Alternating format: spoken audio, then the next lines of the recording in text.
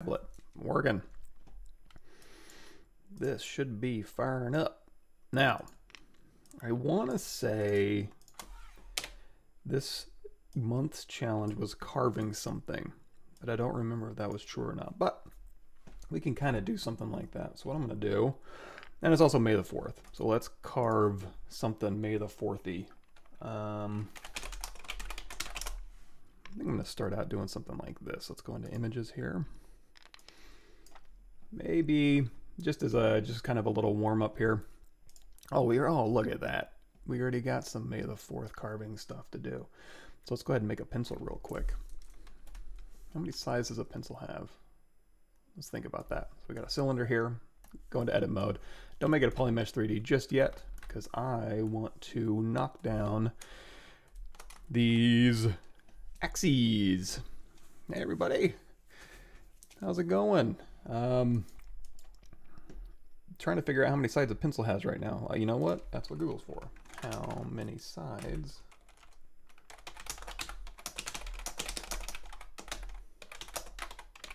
I remember studying that in school. 6. All right, so let's go down here to H divides. Let's type in 6. And V divides, we'll go ahead and knock that down. So we got the start of a pencil. We'll go ahead and say make polymesh 3D. And now we can stretch this out into a pencil shape. I'm not gonna do the whole pencil necessarily. You know, we can. We're gonna do a pencil carving to start out with, but let me see. Number 2 pencil, something I haven't used since I was a wee lad. But I'm just kind of looking at the other end of a pencil. So there we go. We've got a pencil going. And let's take this middle point right here. So what I'm going to do is I'm going to go to Z Modeler Brush, BZM, hover over a point, and we're going to say transpose point and just go. There we go. So now we've got a pencil-ish. Now, this 6-sided thing is going to go into a cylinder, and that cylinder is going to be a little bit more fancy. So what we're going to do now is we're going to go into Subtool here, and we'll just go ahead and append.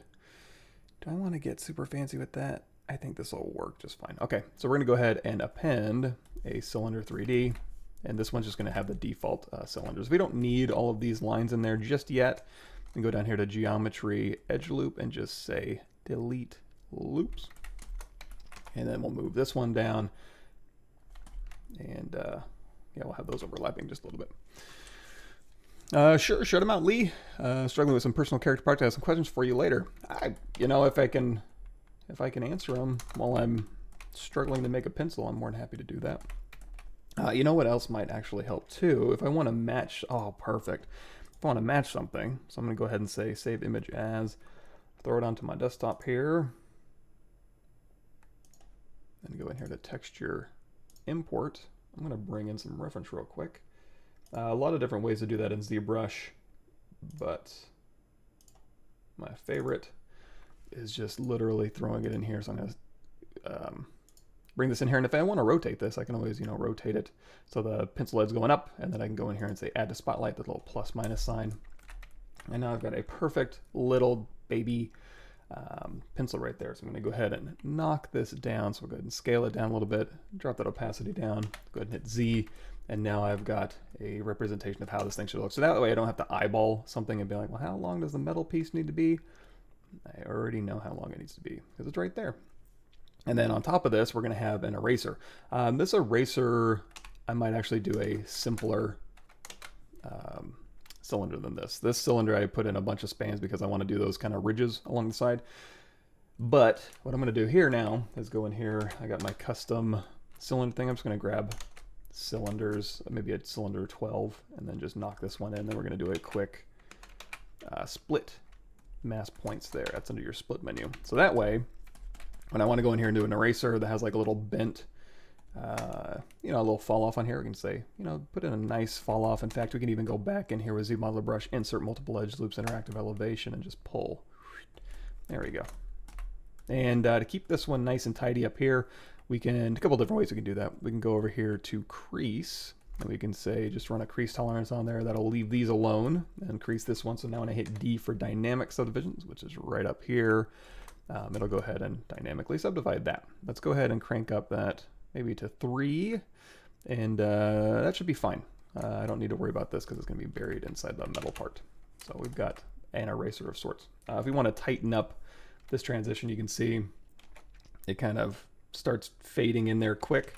You can literally go in here and just say, you know what, insert single edge loop. We'll go ahead and put a control loop on the top here, and then another control loop here so we can control that fall off a little bit more. Good enough. And then right here in the metal part, let's go ahead and hit Shift Z. Now I didn't store a camera position here, but that's okay. We can just move this right back into place. I'm gonna go ahead and say, you know what, this point, let's Alt tap the pencil here so I can grab that point and go pull that up, and Alt tap the metal part here. Okay, we're good. So I'm gonna go in here to Movie Timeline Show, click in there, and then same thing, Movie Timeline Show, turn that off. So now when I want to move this back, just forward and back arrow, and I'm snap it right back. Hey, Morpheus. Avram. Yeah. Oh man, watching my videos nonstop for 2 months, you already got to be real tired of my voice. Hey, John, you. Yeah, we'll start with a number 2 pencil. You know what? We'll even do the text maybe. I don't know. Feeling sassy this morning. But you know what? This challenge might actually knock me down a peg. We'll see how it goes. So now I'm going to go through here and I'm going to add some of these spans that we were talking about. So I'm going to turn on polyframe so I can see what I'm doing. Let's hit Control W. Trying to get something that's a little brighter there. So I'm going to go in here and I'm going to say Insert Multiple Edge Loops, and we're just going to pull through a little bit and divide up these different sections. I mean, I guess we could do that. You know what we're going to have to do? I need to see this a little bit better. There we go. So disregard my original here. So let's go ahead and make this about right. This pencil eraser's a little bit long.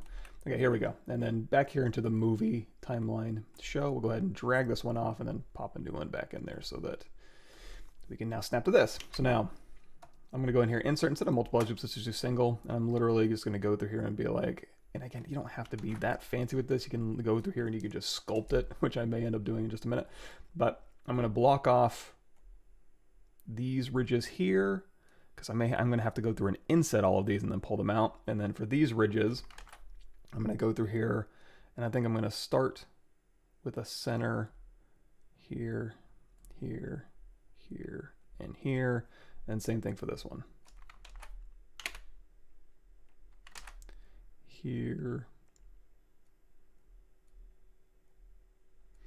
All right, got everything I need. And then again, through these ones, let's go ahead and just do a polygroup polyloop, tap Alt to go ahead and mark these ones. And I'm going to go in here and I'm going to say Inset, polygroup all, each poly, and we'll just go ahead and do legacy. I don't need anything fancy there. We'll go ahead and scale these out. So now, when you go in here and you make a cylinder based on the defaults here, you're going to see the H divide is 32. So if I want to use radial symmetry on this one, I need to go in here to transform, activate symmetry, and by default, symmetry is going to be just in the x-axis. But if we turn on the floor, you're going to see the y-axis, the green one that goes straight up from the floor, is the axis we need to be in with radial symmetry at 32. So now we're in radial symmetry through here. So at this point, I can literally go in here. You know what? Let's just do a transpose polygroup all, and that'll mask off everything and put a transpose line there. So now we can go through here and we can kind of scale, if I could. I didn't think this was going to be the challenging part. Going through here and trying to grab, here it is. Okay, and let's also turn on LSym for local symmetry here. So now we can scale along this individual axis for this kind of thing here. And we pull these out, that'll maybe kind of give us those ridges we were looking for. Those are a little bit extreme.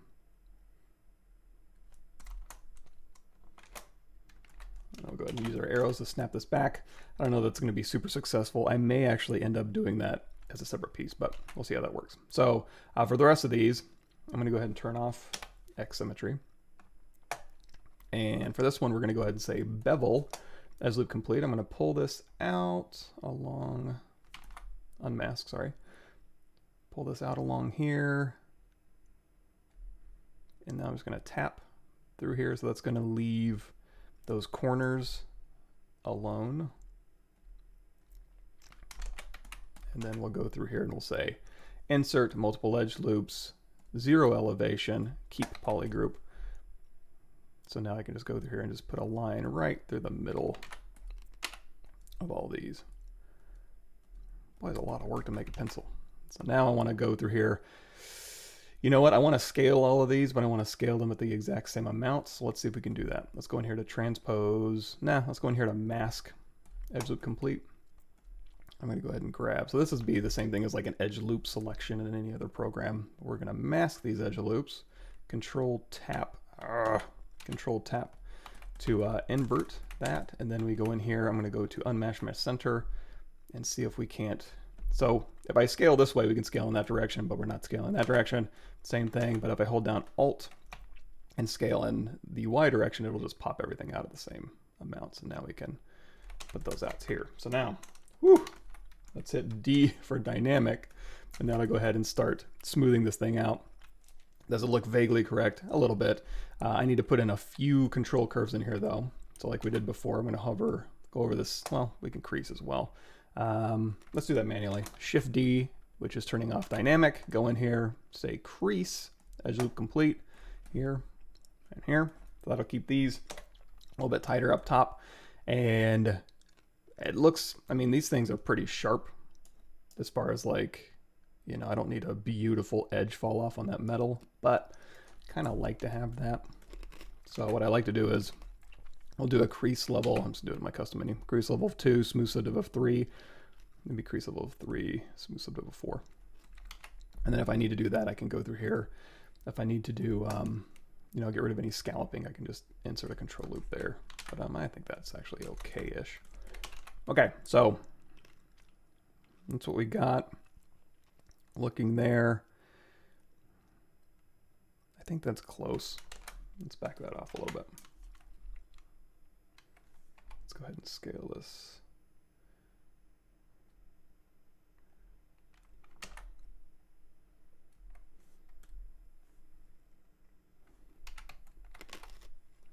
And on this one, I'm going to go to Unmask Mesh Center, and we're going to scale this down just a tiny bit. Just trying to get this to match up. We got metal, and then we got our eraser. Again, Unmask Mesh Center. There we go, something like that. Close enough. Okay. So, question for side effects. Do you make hair cards now with the new curve snap brushes? I haven't made anything since the new ZBrush came out. This is that's the first thing I've made. But yeah, absolutely, sure. I could. Seems like it. Seems like it'd be okay. Oh, and if you guys are wondering what that's all about, did I put it in here? ZBrush 2021.6. What's new? I can link you to this one. Well, you know, here's the what's new for everything. So anything new in ZBrush you want to check out, you can jump in here, and then here's the ZBrush 2021.6. So you can go through here. You can pop it over into YouTube, and then right here on the side, scroll all the way to the bottom. Here's 21.21.6.3 and 4 right here, and then this one here is the curve flat brushes. So this one allows you, it's basically the curve strap brush, but it allows you to actually just do a single-sided flat, and they should, I thought I saw a comment that was like it didn't weld, but it should. Oops. So we go in here to brush curve flat. You know, you've got this capability now. Let's go ahead and do Shift D so you can see it. Just, you know, single-sided mesh, just a plane here, and you can treat it just like any other curve that you're using. And if I were to tap off to delete that and then say split mask points, if I hold down Shift and smooth, actually, I think about it, smooth brush modifier is min connected to 1. It should weld all these. If it ever doesn't for some reason, you can always go in here to geometry modify topology and just do weld points, and that'll weld all the points that are close to each other. So go ahead and delete that out of there. So now we got this all set up.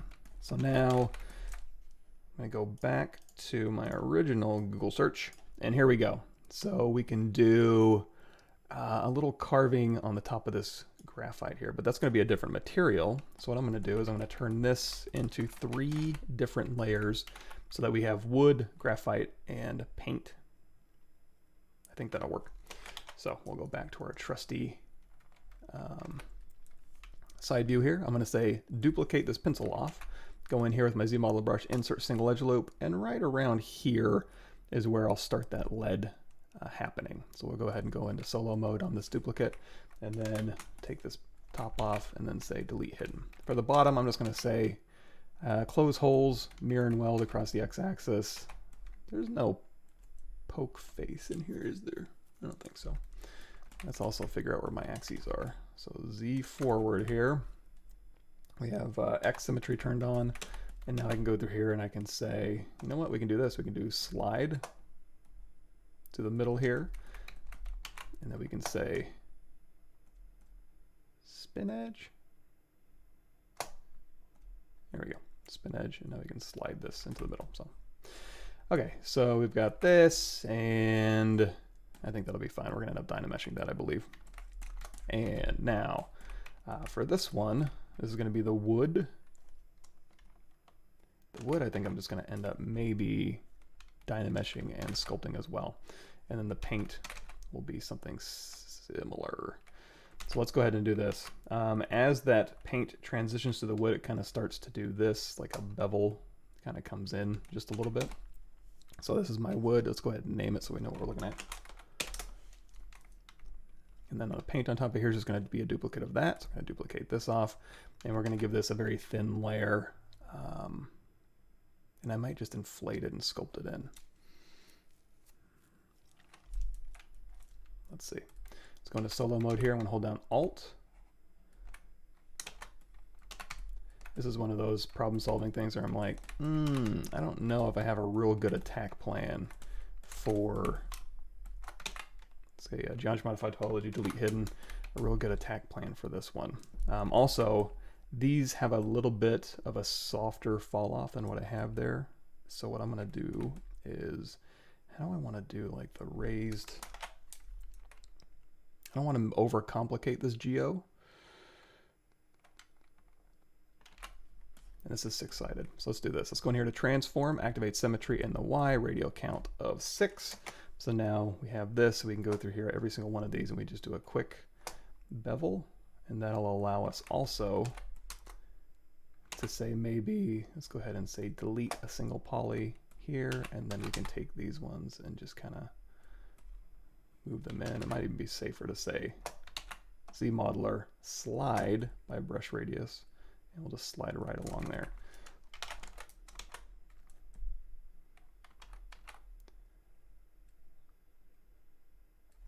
Close enough maybe, and that can be our, oops, kind of our outside pencil here. And then if we want to put, you know, let's try this. Let's try insert multiple edge loops. We'll put one again right down the middle of this edge, and then I'm going to say transpose edge, and again we're working in radial symmetry, so it's going to do it on all sides, and we're going to just pull that out just a little bit here. So now I can see what this will look like. On smooth subdiv, we'll go ahead and leave up. I'm going to turn up the thickness. You know what, smooth subdiv down. I'm going to turn up a little bit of thickness on here and see if that will be like that painted fall off there. I think that'll work okay. Okay, and if that's looking okay, we can go through here and we can say, you know what, let's go ahead and apply that dynamic thickness. And again, we're still working in radial symmetry, so I'm just going to my move brush here, and we can kind of just move this around a little bit, make this look a little bit more irregular. But I don't want to move those bevels around. Okay, so now let's go through here. Let's just run a crease tolerance at 45. That'll go ahead and crease these angles in here. And now if I hit D for dynamic, we'll turn off thickness here, turn up smooth subdiv. And now we can go through here and say, you know what? No, this should be fine. If I'm going to be sculpting on this, I suppose that'll be all right. So we've kind of got that. Now on the pencil wood here. Let's go ahead and say, do I want to crease this? Yeah, I think I do. We're going to crease tolerance. We'll do a crease level of 1, smooth subdiv of 3. And I'm going to put some control loops in here. Insert single edge loops. We'll control loop this one, and maybe even control loop this one. Let's see if that needs it. Yeah, it does.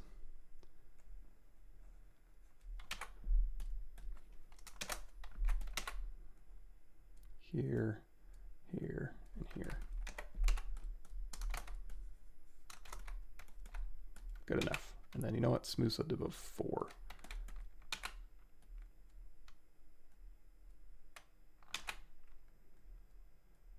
Crease level of 2. We'll go ahead and build in a little bit of that hex there a little bit more. And then for this graphite, this one's just going to be, we're going to just start sculpting on this one. So we'll just run a crease, turn on dynamic. Oops. And this crease should actually be, let's uncrease all, let's draw, but increase that crease tolerance so it just creases the bottom here.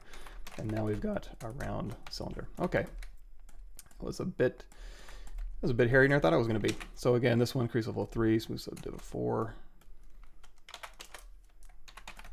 Number 2 pencil-ish. Let's go ahead and, okay, that looks about right. Let's see. My character is near finalized with surface noise applied for textures, clothing, accessories. 40 million polys. When I T-pose master, I can't pose without ruining the mesh. Did I pose too late? No, as long as you have subdivision history. If you have like a 40 million polygon character with no subdivision history, and then you try to go pose 40 million polygons, it's a lot easier to go through and do like a, you know, bend an arm with like, okay, I bend an arm with clothing on it and everything's attached to his wrist and stuff. But if it's just a 40 million polygon dynamesh of all those pieces and you bend an arm, you're just gonna have to do a lot of cleanup. You're gonna have to clean up 40 million polygons as opposed to dropping out of sub D level 2, cleaning up 20,000 polygons, and then subdividing back up to put your detail back in. But that would be, yeah, it shouldn't be ruined. It would just be, in a worst case scenario, if you do need subdivisions, you can Z-remesh and then project your details back. Give it time. My voice will become grating. I promise. Can you tell how to merge similar subtools without disturbing UVs? Yeah, you should be able to. Well, yeah, basically when you go in here to subtool and you merge, just make sure you have that UV option turned on, then it should work. Have you checked UV for his metahumans? What are your thoughts? It's great. Ship it. Whenever I'm able to say, hey, you know what? I can pull some sliders around and it's done. All in. You write myself right out of a job. The metal pencils, but usually the metal part is slightly smaller than the wooden eraser because it's crushing them slightly as opposed to being bigger. Yeah, let me see. It is. It's like it's slightly bigger here, but then this is like pinched in. So what we can do, good call. So here's what we're going to do. The wood on this one, we're actually going to say, you know what, you are up here. And that's where the metal is going to be kind of bigger. And then right in the middle here, we're going to pinch this. Easy way to do that is to hit W and go to Unmask Mesh Center again. And we're going to go in here to our, what would be a good one? We can do a taper, but I want a little bit more control of that. So I'm going to go in here to my deformer because I want to lock the start and the end. And then in this resolution, we want to kind of bump up a little bit. So these ones we're going to leave alone. We're going to hold down Control Alt and just grab these middle points here.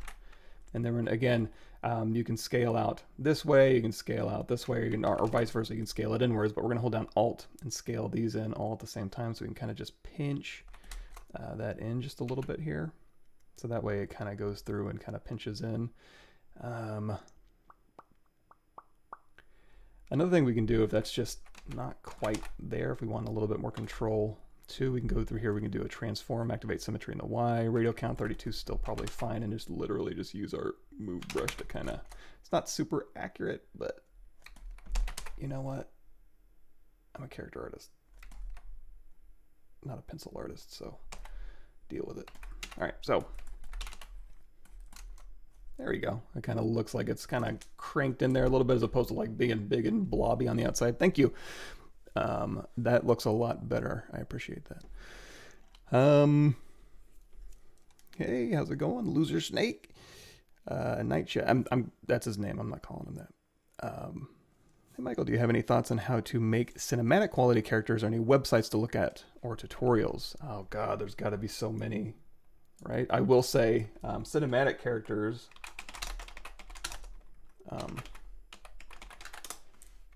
Speaking of, we have a guy at Certain Affinity where I work who does the most insano UE4. I'll go ahead and link you to his website or his art station here.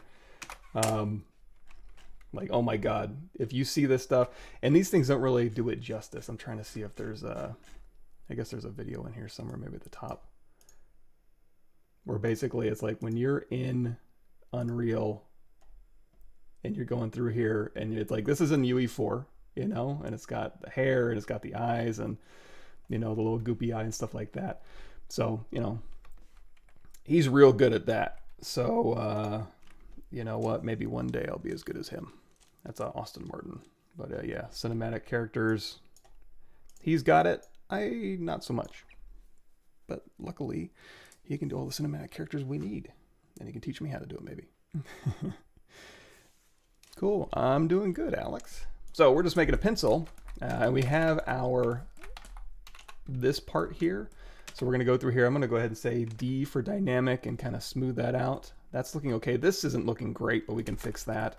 And then same thing for the wood. We're going to go through here and kind of hammer that out a little bit. And then same thing. You know what? Do I want a Dynamesh or do I want to actually just have well-distributed geometry? For this one, I think let's go ahead and distribute this geometry a little bit better. So I'm going to go in here to insert multiple edge loops, keep polygroups, and we're just going to go through here and go bring, and just kind of dial in some edge loops in either direction. So that way we just get some nice even quads to sculpt on.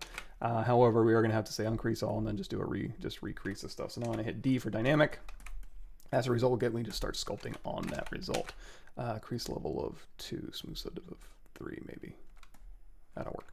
And then as far as the wood goes, this one I'm going to hit D for dynamic just to get that smooth look. And then I'm going to go down here to apply. And then we're just going to go right in here and just hit Dynamesh. No, we don't. Rarely do I ever want to freeze my resolution on there.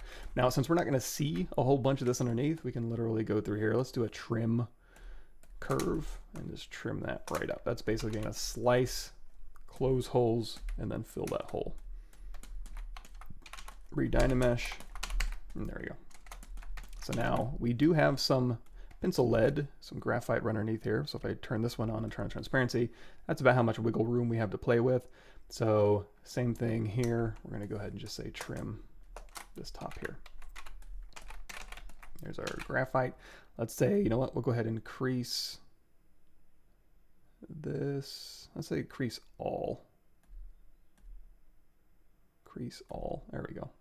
And then crease level of 1, smooth subdiv of 2. So that'll kind of give us this result. Let's smooth subdiv of 3 maybe. And then I can go through here and just go insert single edge loop, and we'll put in a control loop down here at the bottom. And you know what? Maybe one at the top too. So there's our pencil lead. This will be a little bit smaller. Let's turn off X symmetry so we can go through here and just kind of put that right in there. And then again, we'll kind of wiggle up that wood at the top there.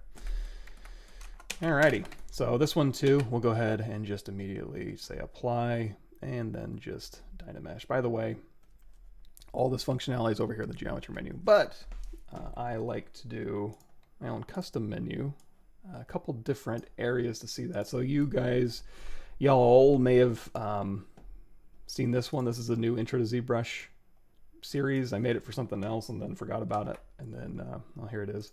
So you can, if you're just getting started on ZBrush, you can go here and it's got some good stuff. I've also got another series that's similar. We go in here to my playlists. There's my intro to ZBrush for ideation, first 55 videos or so. You can check this one out.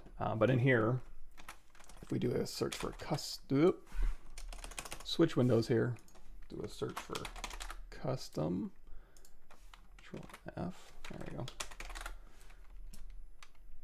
Custom startup project, no. There we go. Custom interface and menus, video number 45, or on this one here. Saving custom brushes, no. Custom interface, video 42. That'll walk you through how to make your own custom menus, stuff like that. It's actually surprisingly easy. I don't know why it's surprising, but it's not that difficult to do. Is there a way to, let's see, make sure I didn't miss anything. Oh no. Well, I mean, I guess the plus side would be you can watch these streams, but sorry to hear about that. Shonik. Oh, cool. Yeah, excellent. Yeah, I'm glad I was able to find that. I had so I have a lot of stuff on my hard drive. I was able to find his file. Cool. Is there a way to put 2 or more different IMM curves on a bifurcated curves that are, oof. Okay, hold on. Let me see what that is.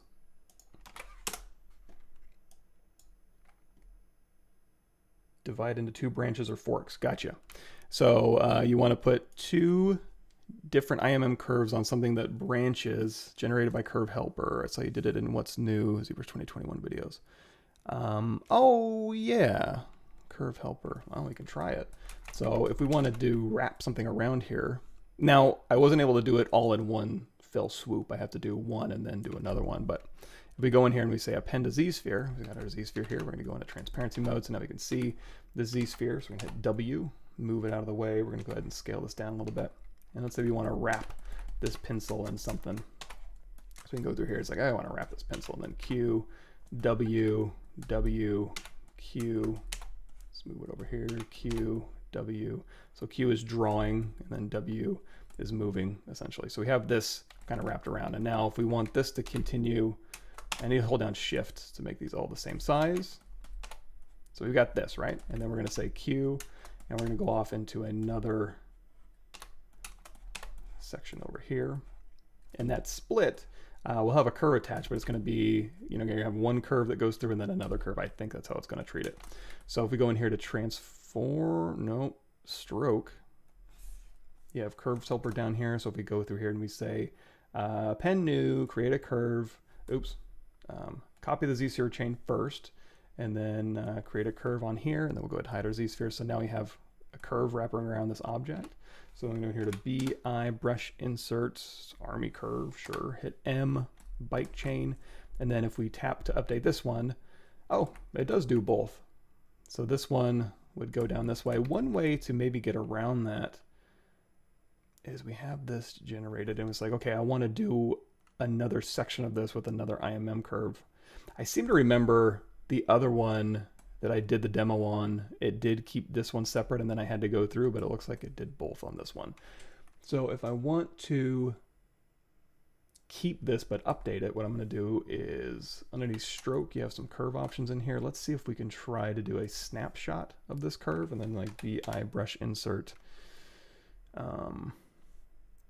This will stay in there. What else we got in here?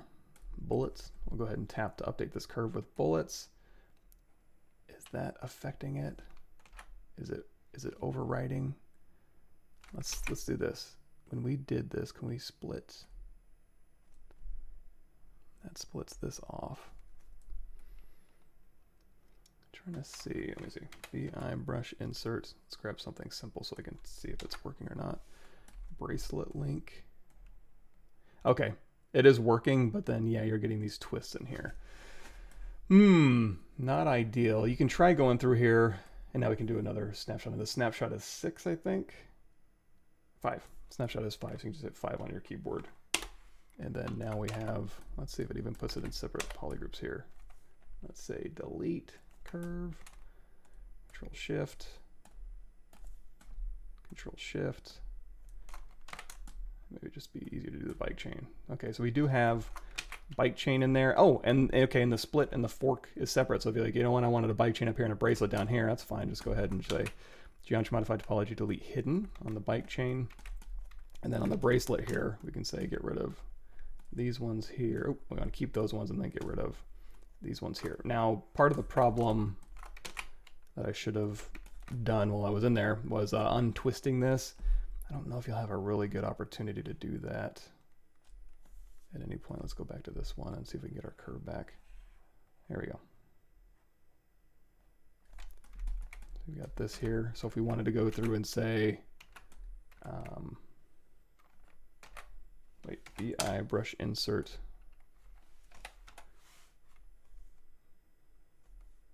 curve and bracelet.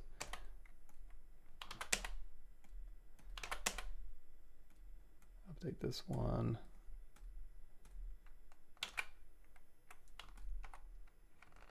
Let's so that's already auto masked. Let's go ahead and say split unmasked points. But that gets rid of my curve. I was gonna say you could maybe go through here and like hold down Control, and that allows you to curve, but then you have snap turned on, so maybe turn that off. So now you can kind of go through and untwist by holding down Control and untwisting, but boy, that gets messy. And maybe easier just to do two separate curves. That seemed like kind of a nightmare. Maybe give that a shot. Cool, just got 64 gig of RAM, but can't set ZBrush to handle more than 25 million points. Where can I change this? Preferences, where is that? Preferences, performance? No, somewhere in here. Anybody out there know? I don't mess with this. I don't sculpt on anything more than 4 million points if I can help it. Somewhere in here is you can set your maybe memory, max scopes, polygons. Oh, maximum polygons per mesh. So millions of polygons, the value of 2 million. So mine's set to 100 million, maybe in here.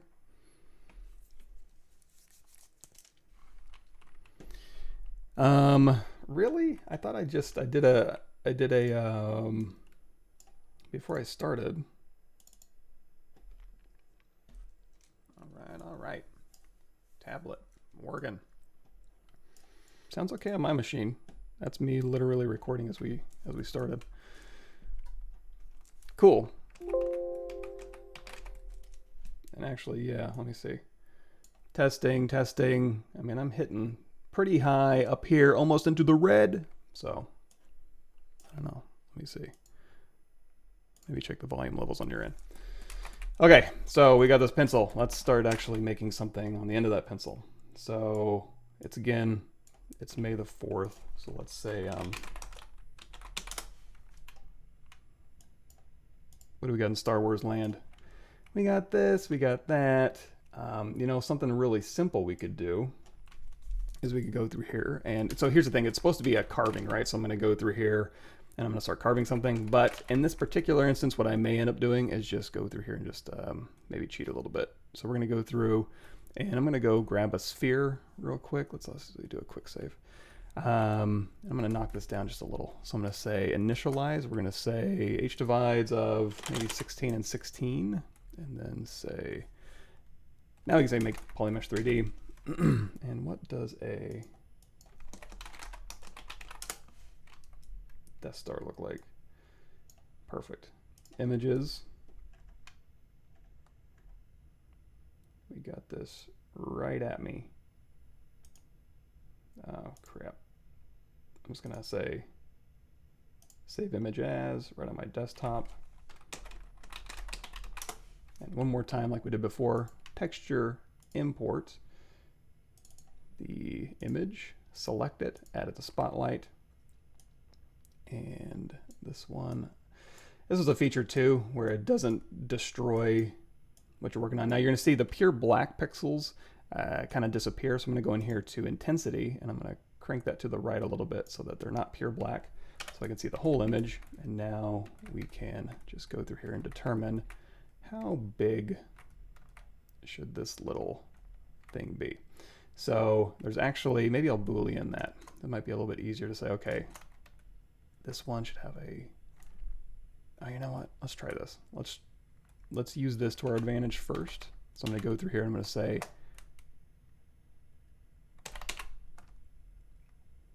slide edge loop complete, And we'll go ahead and slide this out, and then it'll give us the profile of that open hole there. However, this is going to be scooped in, right? So what we're going to do is we're going to hold down Alt, and we're going to say delete a single poly. And then if we go through here and we do an insert multiple edge loops interactive elevation, it's going to want to pop, delete hidden.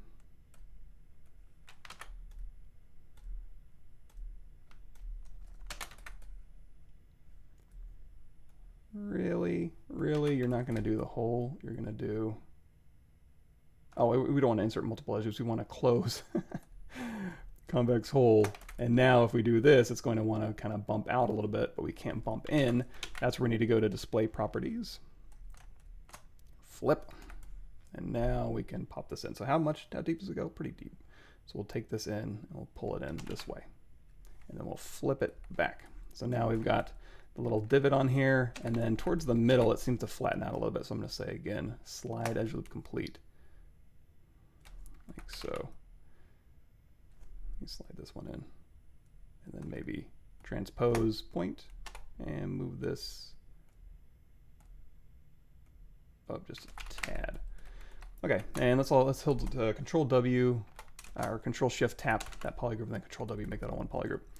So now we've got this here, and if that's a little bit, let's do this. Let's hold down Control and tap this polygroup, and then move this up so we can actually make this a little more shallow.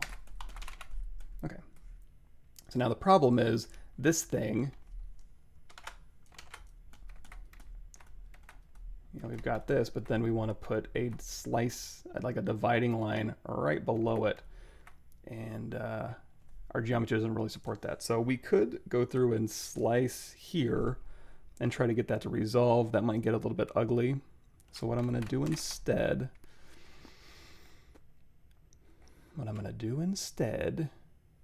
is we're going to duplicate this off. We're going to say crease polygroup, crease level, and I'll keep that up, turn on dynamic, and smooth subdiv. And on this one, we're going to say crease level of 3, smooth subdiv of 4, and then crease PG. So this is our real Death Star, and this we're going to use for how we're going to slice. So on this sliced version, let's go ahead and say, you know what? Let's apply that. Let's hit Control W, make it all one polygroup. Hit Shift Z to bring our thing back, and we're going to say Control Shift Slice, Geometry, delete lower, and I'm just going to slice right about where that point should be. So we've got a nice clean slice through here. Let's go ahead and ZBrush. I'm just going to simplify this geometry now. We're going to Geometry, ZBrush, keep groups, smooth groups down to 0. It's already smooth. We sliced it. Depth of size down to 0, and target polygon count of 5K should be okay. And we'll go ahead and ZBrush this. Oof. There we go. However, Control Shift, keep groups, depth size down to 0, ZBrush. It's weird it's not giving me the, number one, it's not giving me the countdown. There we go. Okay, so now we have a simplified line. If we want to try to push our luck, we can say half and go ahead. And again, I'm really mostly just interested in this midline right here. So we're going to say polygroup, polyloop. Let's go ahead and make this brighter so you can see it. Here, just tap Alt so we can grab both of these. Geometry modified topology, delete hidden. And now we can use Booleans to just put something right down along here. Maybe best way to do that would be brush, extrude profile, and I'm just going to steal one of these profiles in here to kind of dig in. So we'll see how this works. So we're going to go ahead and say, back in the stroke menu, we can do our frame, our mesh, and that polygroup border. Go ahead and tap to update this, and now, boy, that's not the right one. Maybe this one. And also, we don't need intensity or size on. So I basically just want something to kind of carve out of this mesh. If I turn this to subtractive, go out of solo mode, and then turn on my Booleans, turn off polyframe, you can see what I'm trying to get at here is essentially just a way to kind of use Booleans to kind of, that way I don't have to worry about the geometry. You can just go through here and Boolean that out. Although, It does seem to be, I mean, I guess that'll work. Let me see.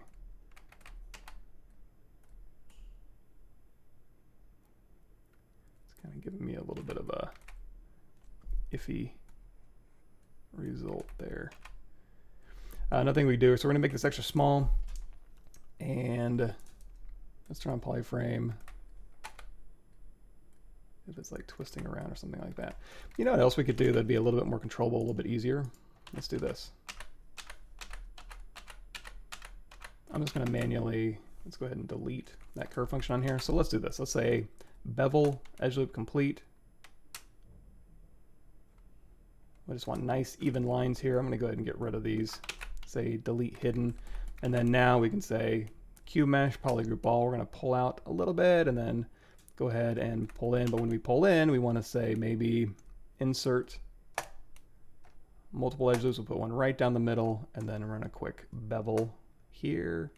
And then we'll say Q mesh polygroup, I'll hold down shift, and this will allow us to kind of punch that in.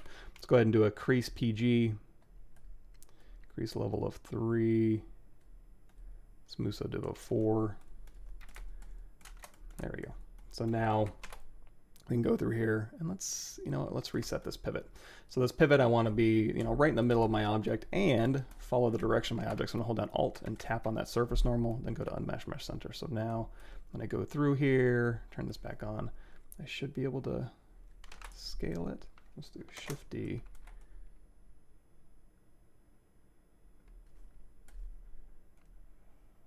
Kind of wants to wobble though, that's not great. Set Unmesh Mesh Center, W Alt here. You know what, when I sliced it, I wonder if I didn't do it. That's fine. Anyway, there's a Death Star. So now I want to go ahead and put this on the edge of my pencil here. And if I want to make this come in a little bit more, make it more pronounced, I would just have to go through here and kind of use Q mesh to kind of draw this in, but I think it'll work okay. So now this end result, quote unquote, we're going to say, let's go down here to Boolean, dynamic subdivision, make Boolean mesh. Here's our Boolean U mesh outside of here. So we'll go back to our pencil. We'll go ahead and say append our U mesh. Take this one. Again, I'm not carving just yet, but we'll get to that maybe. And then now we have our little pencil carving, Unmesh Mesh Center on this thing. Looks like it's like, I mean, I guess it's not super tilted.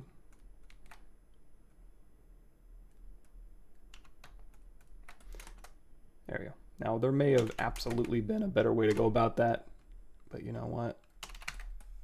You get what you paid for. I haven't got my check in the mail yet, so. Let's see. Oh, no, I'm way behind. If I miss anything, I apologize. The usual spiel I'm going to give you. Cool. Excellent. About the creative custom, yeah, I'm feeling about to end up putting a whole bunch of things I'm not really going to use. I want to see what Michael chose about his UI since it's been ZBrush something long. He's been able to rework his UI many times. And again, this is kind of my workflow. And this might even be hampering my workflow because it's like, well, this is how I do things. So, if I don't put anything new in here, I may be disinclined to use it.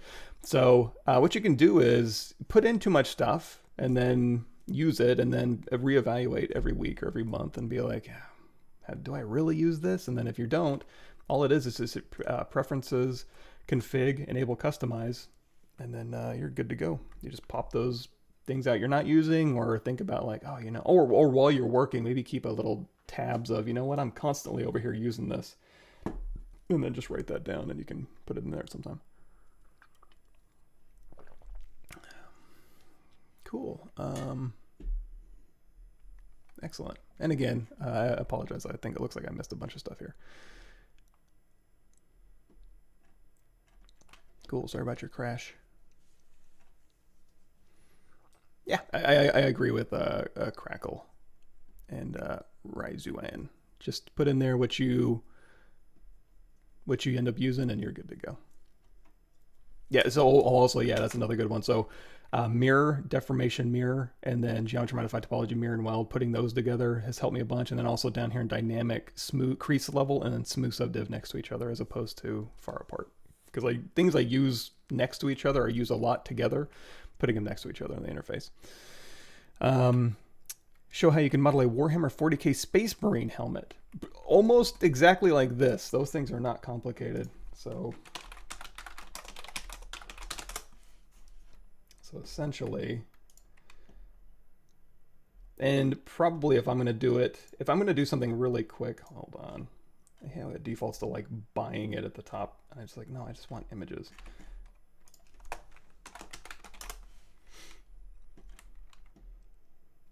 This type of look. So a lot of super simple shapes that you can Boolean in, and then probably even, this is simple enough to where you could probably ZBrush the end result and have it work pretty well. I think.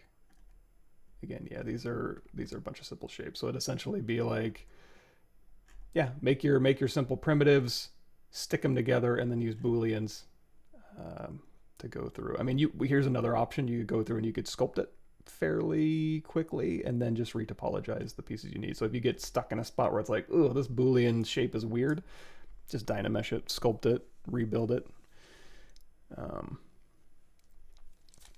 Yeah, I stream every week, month at the same time. When it's first Tuesday of the month on this channel, first Thursday of the month on my channel. I'm going to try to stream more, but I've been saying that for the last 5 years and I've never done it. So don't hold your breath on that.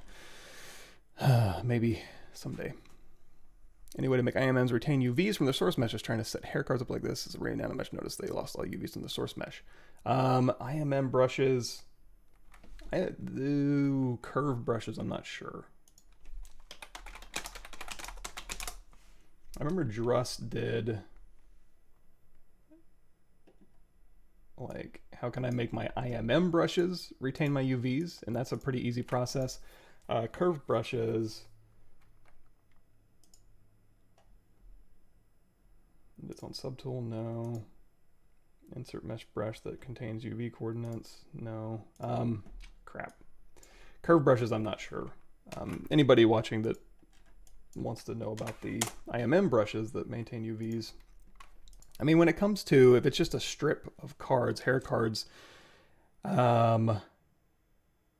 would imagine, I mean, it's been a while since I've had to do it, but like, if you put your hair cards in there and then you say, okay, go ahead and unitize my UVs, by now some UV program should be smart enough to go, oh, you know, this is longer than it is wide. Let me rotate them all in the same, and then you can go root to tip. Just pick which one is top and bottom. I mean, Geotomaya hair is how I was doing that, but that's, boy, it's been a long time. Wish I had a better answer on that one, but I don't know that I do. Because yeah, an IMM, even an IMM strip card, it's not going to maintain UVs because you're adding new geometry, so it doesn't know what the UVs are going to be at any point. But as far as like, oh, an IMM that duplicates an object over and over again, I mean, in Maya, you can, or any program, you can go through and you can do like, hey, here's my source object with the UVs I want, and then shift select and go bloop, transfer those UV coordinates to these objects. Sometimes it works. Production, not even once. Be a concept artist. Yes, oh yeah, the exhaust port. Where'd they fly to get that? I gotta go dig in those trenches. Now, supposedly this is a very small carving, so we're gonna go lean into, you know what, I just couldn't do all that detail. But a real one, you would go through and you would do like nano meshes and stuff, so you can populate this thing with a bunch of cool stuff. Quick Star Wars fighter of your choice. Yeah, we can throw one on top. Cool, thank you, Pigumon. Tray part curve, that's great. Basic IMM one. Yeah, I'm not sure. Yeah, I wish I had a better answer for you. Cool. Alrighty, so let's finish this thing off. We've got it. This is basically the block out, and now we got to do the real thing. So this wood up here is a little bit gross. So we're going to go through here, and we're going to say we're going to turn off X symmetry. We've already, let's go ahead and hit apply. So this is all real geometry, and really quickly we're just going to go through here.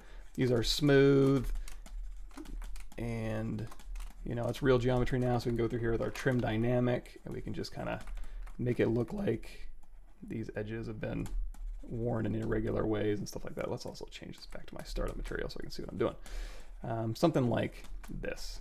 We're going to break up these regular shapes. And again, we're just using trim dynamic. So you could get fancy if you wanted to and like do this with poly modeling. But man, as ZBrush, we did enough poly modeling. Now it's time to actually have fun.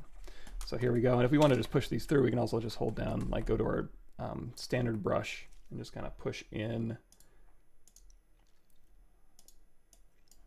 Give my reference back.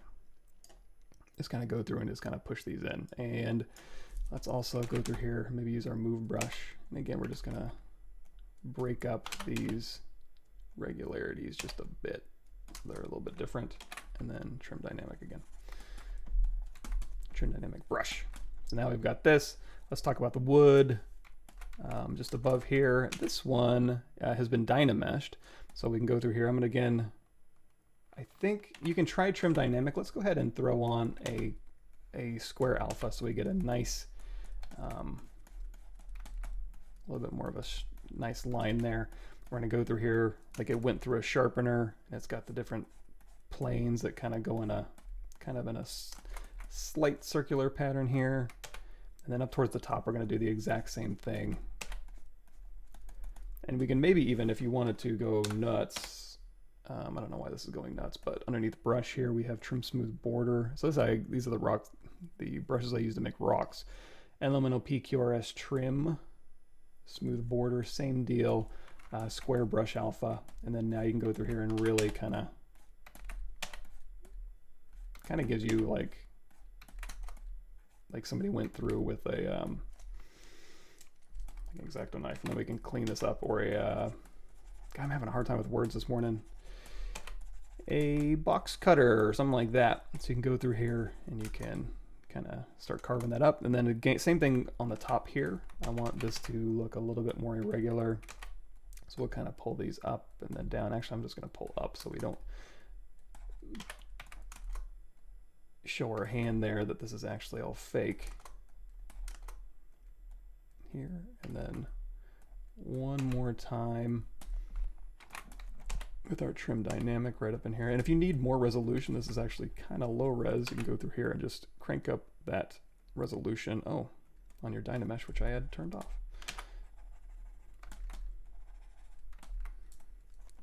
So again, just really minimizing that transition between the wood. It should be really close to that graphite there. And then we'll go back in here with our trim smooth border. BTS. Nope. Brush trims BTT now. Oh boy, that's going to take me a while. Now we can go through there and we can, again, just kind of make it look like we carve this out. You can maybe go in here to, do we even have lazy radius on? No. That's fine. I don't actually mind the stepping through here. I can always clean it up with my trim smooth brush as needed, but I kind of like the look it gives me. So there's my pencil lead wood, and then again down through here. If I was really doing this, actually having these carved pieces meet up with the carved pieces on the paint would actually be a pretty cool thing to do. All right, now, what's next? We got the metal there. I think that is what it is. And then now we just need to do a little bit of text. So this is going to be number 2. Do we want to put that in? Let me do it right. It looks like it's embossed just a bit. So let's go ahead and do that. Quick save. And we're going to go into, let's turn off live boolean here. Let's go out of edit mode, switch, hit Control N. Go to a Polymesh 3D, go into edit mode. Let's go in here to our Z plugin. And we're going to go in here to text 3D. We're going to say new text, and we're going to say no dot space 2.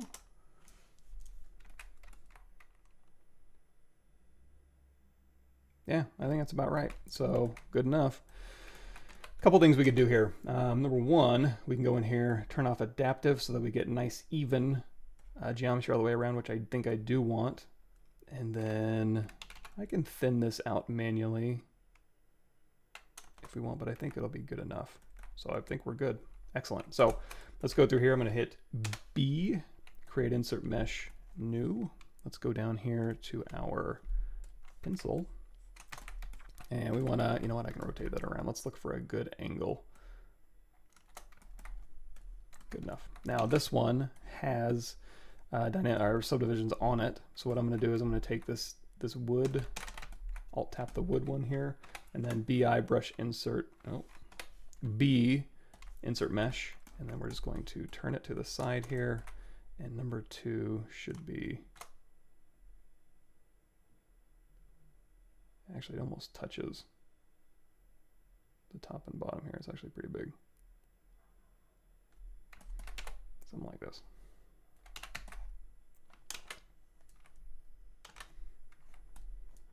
This one we don't really need anymore.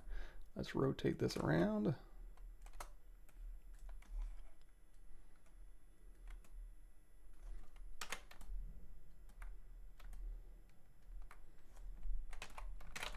Can't really change the kerning at this point, but we can manually do that. So if I go in here to polyframe, we're going to go ahead and say split mask points. Let's go through here and do, I'm going to do an auto group so we can always get our front and back polygroups back, not a big deal. But I'm going to say, first of all, W. Let's go ahead and move it over here, and we can do a little bit of a scale this direction to kind of thin those out. And then if I need to move something, oops, let's turn off Dynamesh. I can, you know what? We just mask. They're far apart enough where we don't need to like use auto masking or anything like that.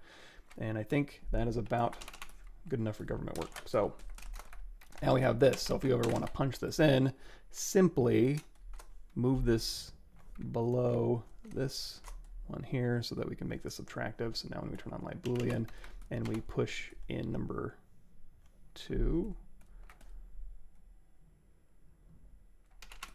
we'll get that embossed look. Now, it is a little bit more chewed up than this. This is a very, very nice machined emboss, so we may need to fix that a little bit. So let's go into solo mode here. Switch out our shaded material. And I want to chew this up a little bit. One thing we can maybe try is down here under deformation, you can run a noise, kind of just wobble these lines a little bit. But before we do that, let's go back and get our polygroups back. So I'm going to go through here. Actually, one easy way to do it is just to grab all these backspaces here, hit Control M. If you want to move them all at the same time, Control W, sorry. So front, back, and side all have their own same polygroup. So this is basically how we started. If you go through here and you do a, where is it? A bevel, you hold down Control, you can put a bevel in between all of your polygroups here. I don't know if that's what I want to do at this point. Maybe what all I need to do is go down here to crease, run a crease tolerance on here, crease level of 1, smooth subdiv, what am I doing over there? Smooth subdiv of 2 or 3.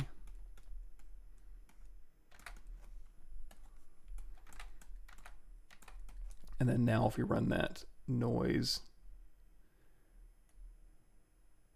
you know, just a little bit of noise just to kind of ding it up just a little bit. And in fact, if you want to dial that in, we can go down here and we can say, you know what, give me a morph target. So we're going to store a morph target here. We're going to run a little bit of noise through this. Again, just kind of wobble it up. And then if any areas are a little too much, BMO, BM, it's not BMO anymore. It is BMG. Remembering all that new ways stuff now. You can go through here and you can morph out any noise that's not working. Or you can skip all that. And you can literally just manually go through here, you know, and do whatever you need to do. Use your move brush or anything like that, or use the pinch brush to kind of go through here and just kind of nudge things a little bit so it's not so perfect.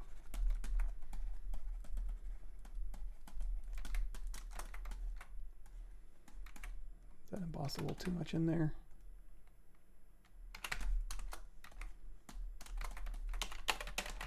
Boy, that was more involved than I thought it was going to be.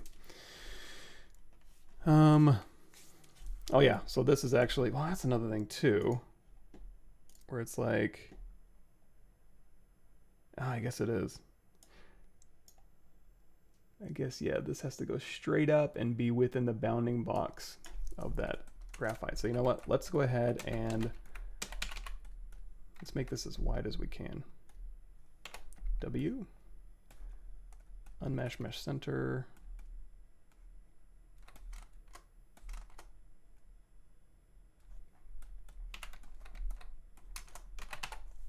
Let's go back here to startup material.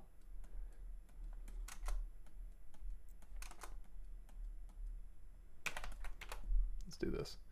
Go in here and let's just do a taper so I can actually really kind of, oh, let's also take this exponent out so we can, as we're tapering it, it's just getting wider like so. So if I can go through here and I can say, you know what, give me a little more leeway here.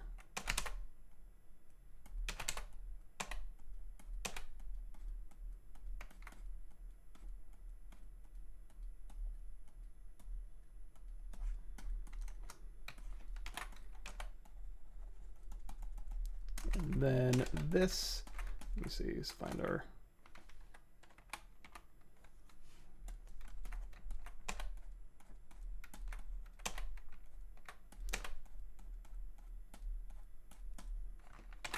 trim.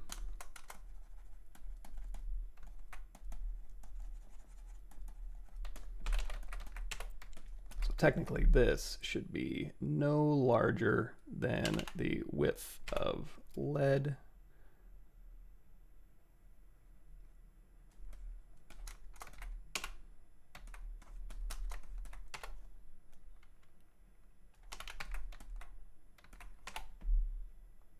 I'm gonna fudge it just a bit. Something like this. Okay, so now we have our little pencil here with our little carving. And now let's see, is there anything else we need to do before we toss this into KeyShot real quick? I think we're okay. Now the Boolean isn't gonna show up like that. So what we need to do is apply that Boolean. I like to keep these things handy. So I'm gonna duplicate this one. I don't even need to do that. I'm gonna make a U-mesh anyway. So I'm gonna hide everything except for what I want a Boolean, just to make this easier on myself. This seems to be working okay. So I'm going to say, give me a dynamic subdivision Boolean mesh so I can append this back. Go ahead and hide these both. Now this is all real geometry. Let's go through here. I don't necessarily want to, let's do Shift D, D, dynamic off. Let's say Control D one time here so I can go through. I'm just going to use Shift Smooth to kind of make this not so razor.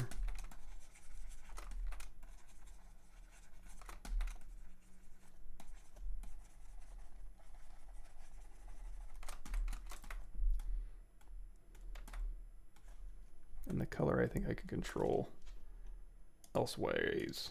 So let's do this. Off. Off.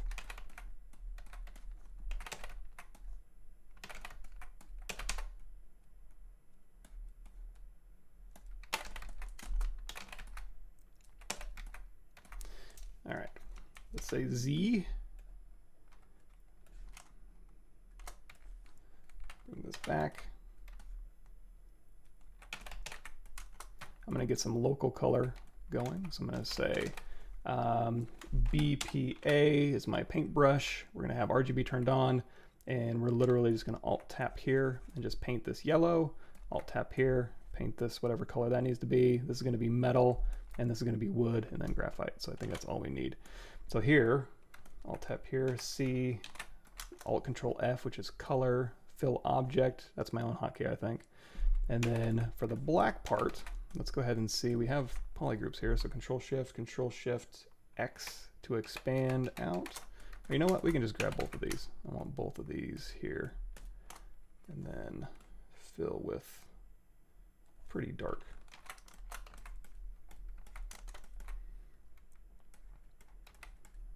I'll hit C.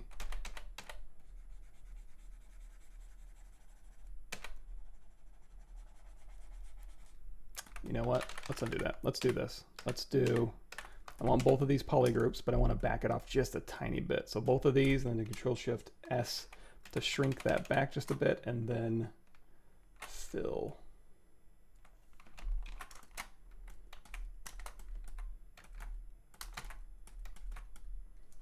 Oh, Lord.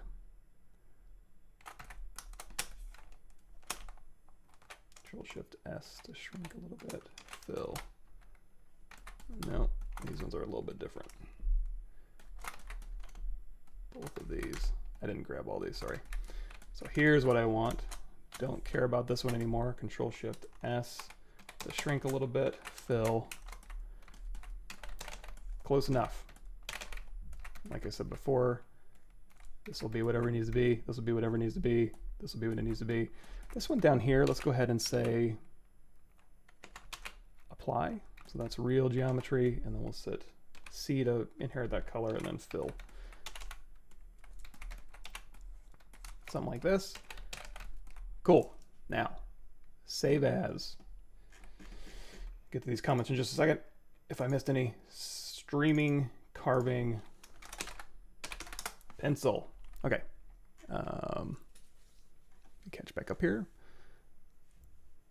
UVs. Hey, neat squid. Thanks for showing up. Star Wars Fighter. We'll maybe get to. This is taking longer than I thought it would. Cool.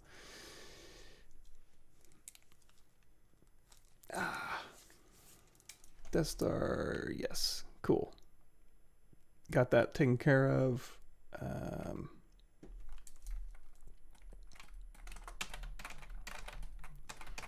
Yeah, and for Andrew, you can just make your whatever interface you want. Literally, you can change it. So if you don't like the UI layout, then making your own, depending on your workflow, is probably the best way to go. Oh yeah, thick skin would be another good option to kind of limit the amount of sculpting, just to kind of go through and chew some of that stuff up as well.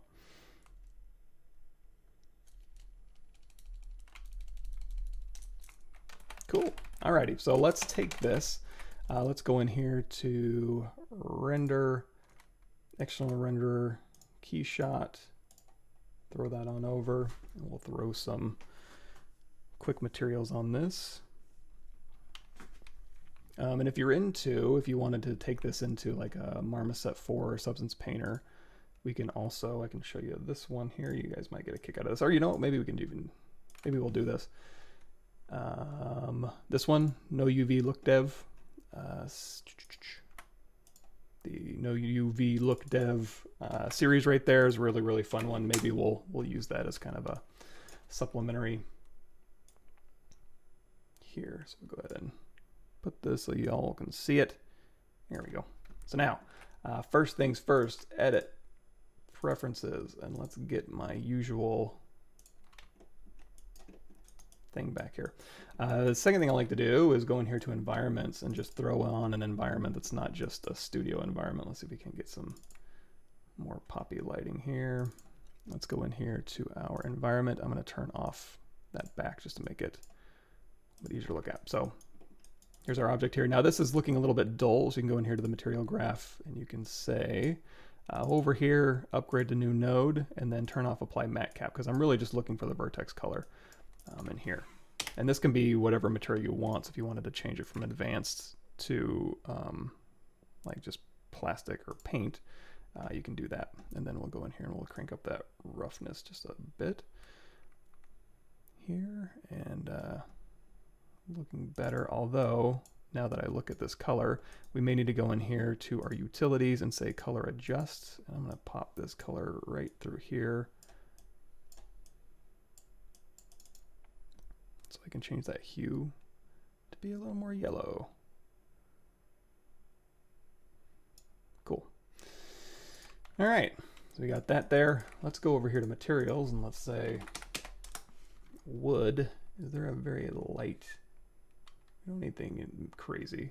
I think this will be fine. Is there a graphite? Or is there a graphite in the cloud library? Not that it's a huge deal. It's not, the material properties on this aren't nuts, but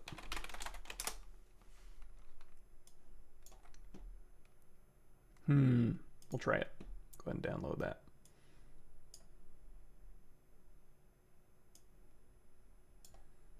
Here, and same material here.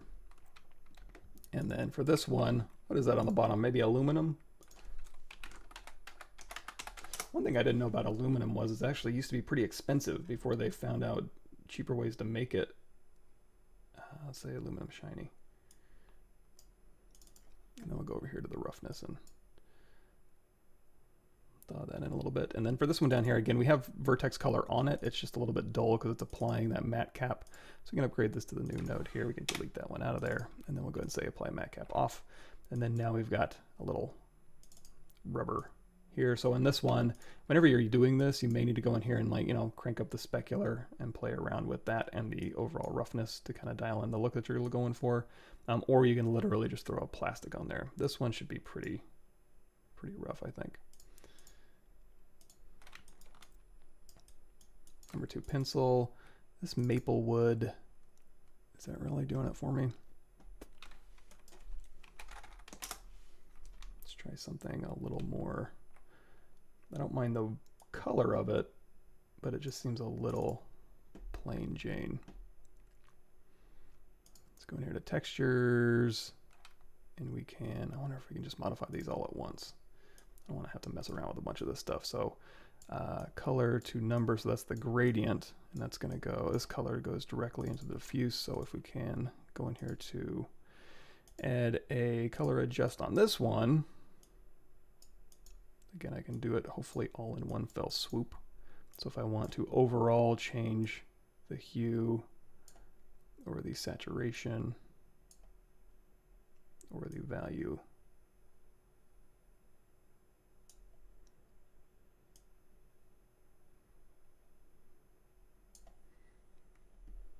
I can do that. All right, so the graphite's getting a little bit lost in there. Let's go back to our environment here, and we'll go ahead and crank that up, or we may have to put a light right on it. But let's play around with this environment a little bit too. So we can go through here and kind of dial in. This is going to control our reflections, but we can always go in here to edit, add light. Let's do an area light. And let's go ahead to our scene. And let's drag this area light here.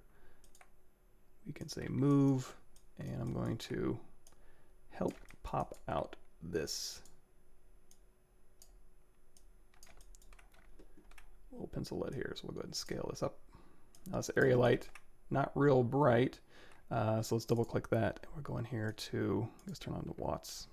Maybe.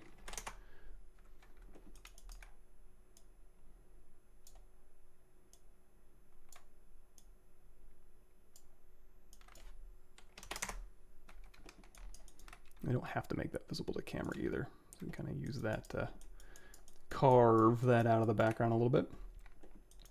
And there you go. You have a pencil with a little graphite. Let's go in here to our environments here.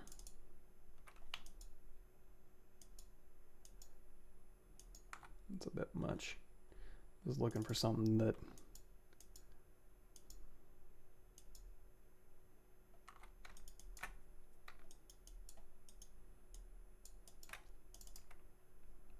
this aluminum.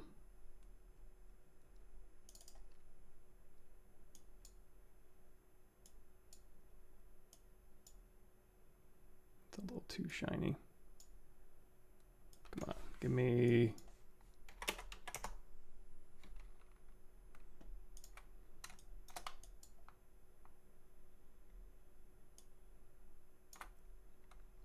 I don't know, something like that. Let's see here. What's your general workflow for cleaning up after your Boolean? I guess multiple geo again. I struggle with it. ZRemesher works, but it's never as crisp as a Boolean mesh. If it's a simple Boolean, you should be able to do like a ZRemesh with keep groups turned on. May or may not work depending on how complex your mesh is. But you know what? This wood also needs to be duller. I think that's part of the problem here.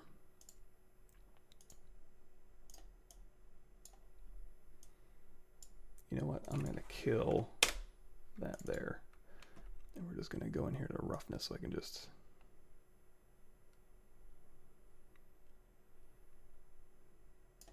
crank that up. Anyway, you can also just Dynamesh it, and that'll remesh, or you can Z-remesh it at a lower poly count, and then you can project your details back. So subdivide, project, subdivide, project.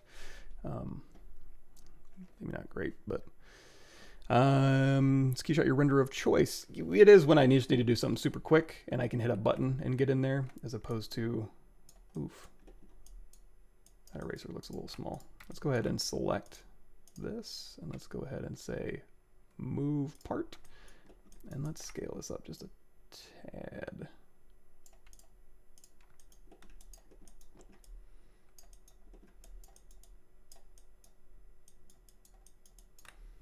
I'm trying to see. Part of the problem is there's no marking. There's no real marking lines in there. It's too perfect. Same thing for the pencil lead. I completely forgot about that. So let's go ahead and pause this. Go back in here. And on this one, what I'm going to do, so this one, this is new. So we can go down here to Dynamesh. Where are we at? Geometry, Dynamesh, and then over here, there's an open circle now. So if you just turn off blur and then you Dynamesh this, it's going to Dynamesh at whatever resolution. However, if you do, let's say Control W, if we do open circle and then Dynamesh, it's going to look at the bounding box of this object. In this case, it didn't seem to do that much, but it's there if you need it. I'm going to crank up this resolution quite a bit and then hit Dynamesh here. So now we've got a bunch of polygons on here, and then now I can make it look like this was carved. Same thing with this. So I need to go through here. I need to crank up this resolution a little bit, and then maybe Dynamesh this result, go back in here to our trim dynamic or trim smooth border. There we go. If you're ever working in ZBrush and you're like, oh my God, this Dynamesh, let's go through here to do a polish by feature, sorry. This Dynamesh seems to be really laggy. Probably it's because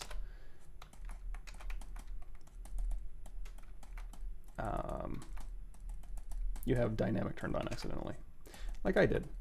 So we're going to go through here, and then again, trim smooth border, and this will allow us to kind of carve this pencil up. Now I'm hoping when we go back into KeyShot, we don't lose everything we just did. It's not, once you've gone through it once, it's not that difficult to get it back. But still, I'd rather not have to do it again.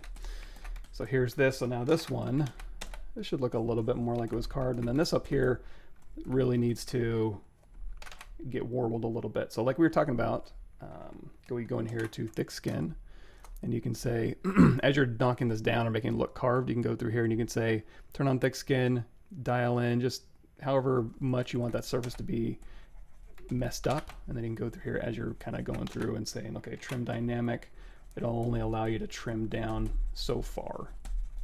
Also, another maybe smart thing to do would be to turn on morph target for this. So if we do go a little, if we get a little heavy-handed, we can always dial back in what we need to. So now, again, BTB, and this is for any brush. You know, trim smooth border is only going to allow us to do so much damage to the underlying mesh here. So.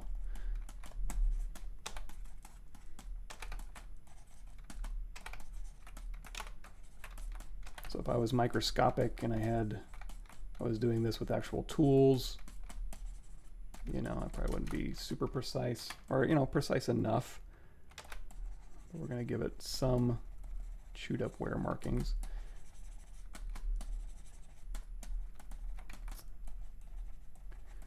And again, we still have thick skin turned on, so it's only allowing us to mess it up so much. And eventually I'm going to turn that off. We still have our morph target stored with our pristine copy.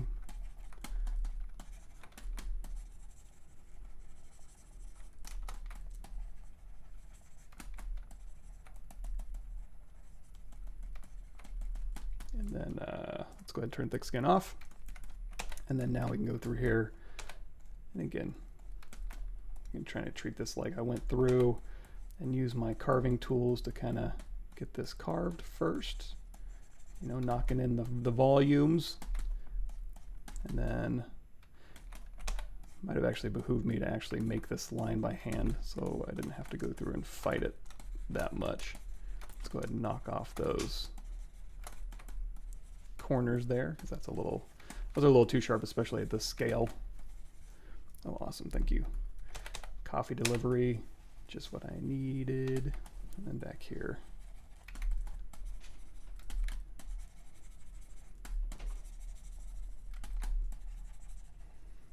And then for the final render, what I might do is take a picture of a hand and put it behind it. Again, you're selling the scale of the object.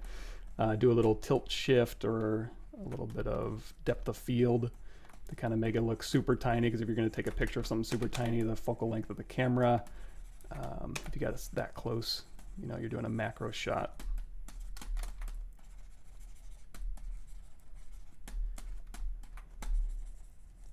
Like this. And again, if you needed to bring anything back, what is it now? BMG, you can go through here and you can morph it back to its original shape. But I think in this case, I think we're okay. BTB, oops. It's not BTB anymore, BTT, trim smooth border. Again, I'm just gonna kind of go through here and give myself some really sharp transitions in here.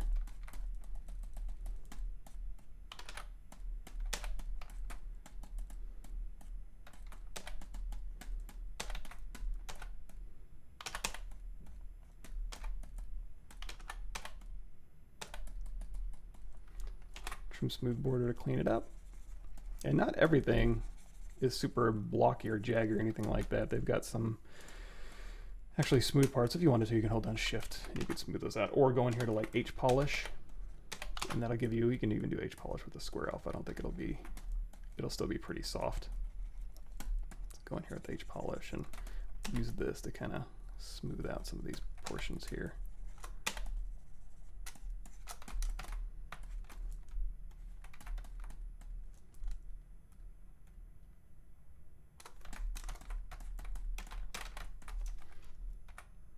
All right, everybody cross your fingers. Send that back over. KeyShot a full texturing program. Never tried it. Will it spit out normal maps, etc.? No, it's like a product renderer. You can use it in conjunction with stuff that'll do that. You can actually, Drust has a thing where you can actually paint a bunch of different material properties and use that, but I've never done that. Let's see, what did we retain here? Materials. We got this. Bada bing. We got this. We need to material graph it up. Again, no big deal. Oops. Upgrade a new node. Delete the old one. Get rid of this matte cap. And then change this from advanced just to paint. And then bump up that roughness a little bit. Maybe not even that much. Seems like it's pretty shiny. One thing we did need to do is throw in that utility again for our color adjust, just so we can go through here and adjust that hue to be a little more yellowy. Is that right? Yeah, just a touch, just a tiny bit. And I think we're back where we started-ish. Material graph here.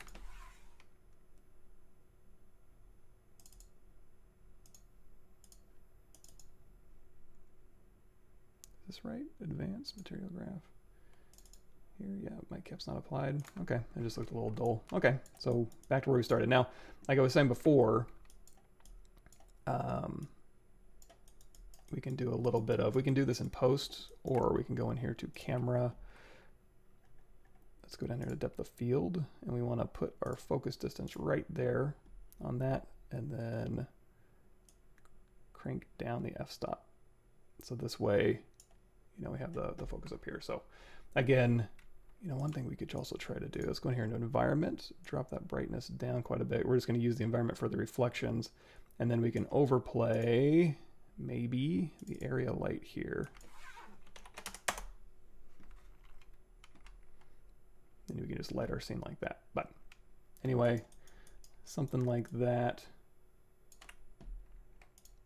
Let's see, camera, let's go ahead and put that back on here. Done. In fact, we can make a new camera. We can go ahead and lock that one off.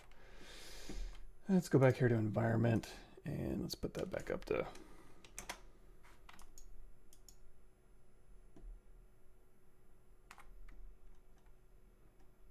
I spend more time in here just kind of playing around with environments than anything else probably.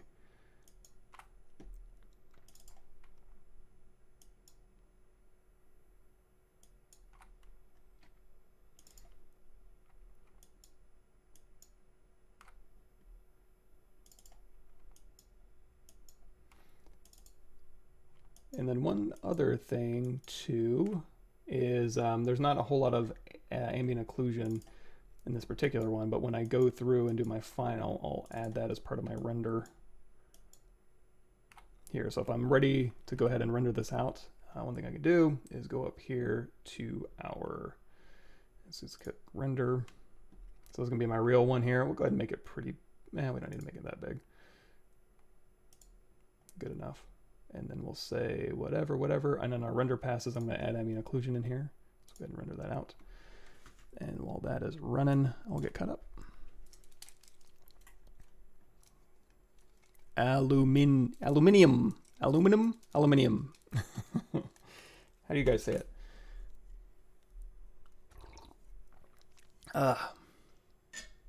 Cool. Yeah, this is the ZBrush centric version of the ZBrush here, so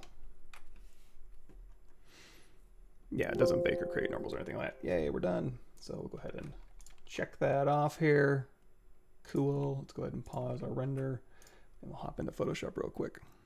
And yeah, we'll hop into maybe Marmoset and or Substance. Detailed tubes. Oops. Thanks, Photoshop. And let's go through here also. You know what? Let's hide this so I can see.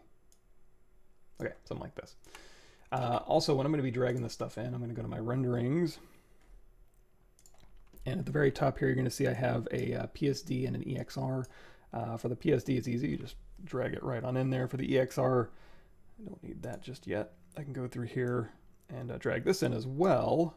But I have a 3D IO EXR reader, so I can go through here. And this will be my very light ambient occlusion. No big deal. Image, mode, 8 bits per channel. Don't merge. Copy this right into here so that now I have just again a little bit of that AO kind of in there. And then on this AO, then go ahead and do a hue saturation and or a levels. Hold down Alt so those just go to the ambient occlusion. So if I wanted to, I could colorize this to make it, you know, whatever, redder or bluer, as well as the overall levels and stuff like this. So I don't really need to do too much.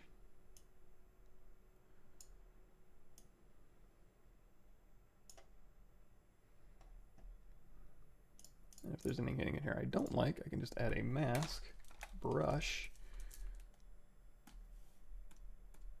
Let's go in here to our general brushes here.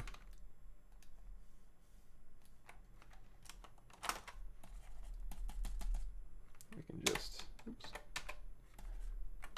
That I want to keep, this not so much. All right, so we've got this. You know what, when we did have, I accidentally closed the window, but let's say, let's throw curves in here.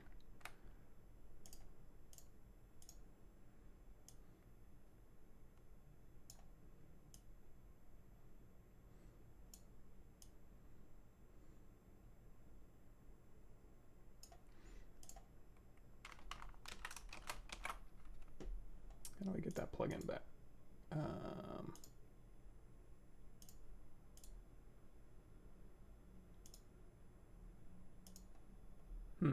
Call it back, call it back. All right, that's what we're gonna do. We're gonna say File, Save As, throw that right into my streaming, carving, pencil.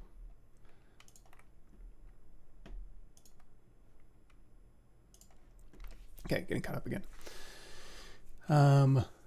Biggest pet peeve with nails on chalkboard is someone's erasing with hardly an eraser left, metal scraping sound. Yes, it makes your teeth tingle.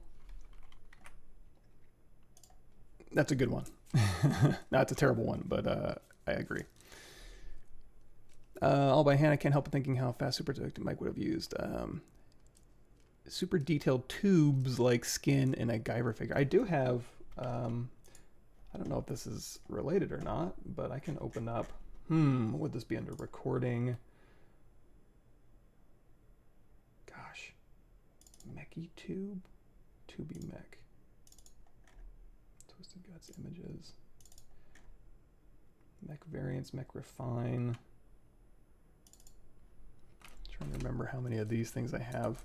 If you're talking about something like this, I did this for a thing at work to kind of just talk about functionality, but doing all these different tubes and stuff like this for the body. Yeah, that can be tricky. You know what? I do have this recorded. Let me gosh, let me publish this. I have about 8 hours of video on this. All I got to do is really just put it up. So yeah, I'm trying to remember how I did it. I want to just say IMM curve. Like I had an envelope of a mesh, and I would just go through here and drag on bit by bit. And now what you can actually do, and make it even easier, is you have the functionality in ZBrush 2021.6, I think, where they added the, you could use a duplicate or whatever you have stored in history, where you hold down Control and tap your point in history, and you can deflate the mesh if you wanted to even. But as you're dragging these out, it'll disregard the other tubes and only pay attention to your underlying mesh. So that would actually make this a lot easier. But anyway, yeah, we're talking about that. I'll see if I can get that published.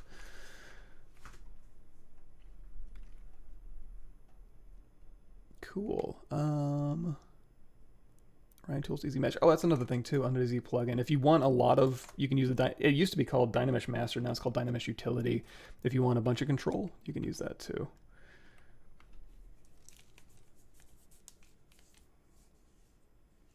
Cool. Watch when you're tutorials. You said you were going to do a Venom with Sculptors Pro and a bunch of gooey spit. Did you ever do that? I need to see it if so. Oh yeah, I can do that real quick. Since this went longer than I thought it was. We can go through here and we can do intro, sample files. For example, reptile.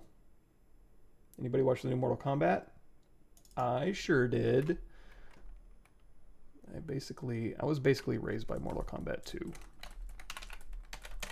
So, oh, wrong one. Delete all.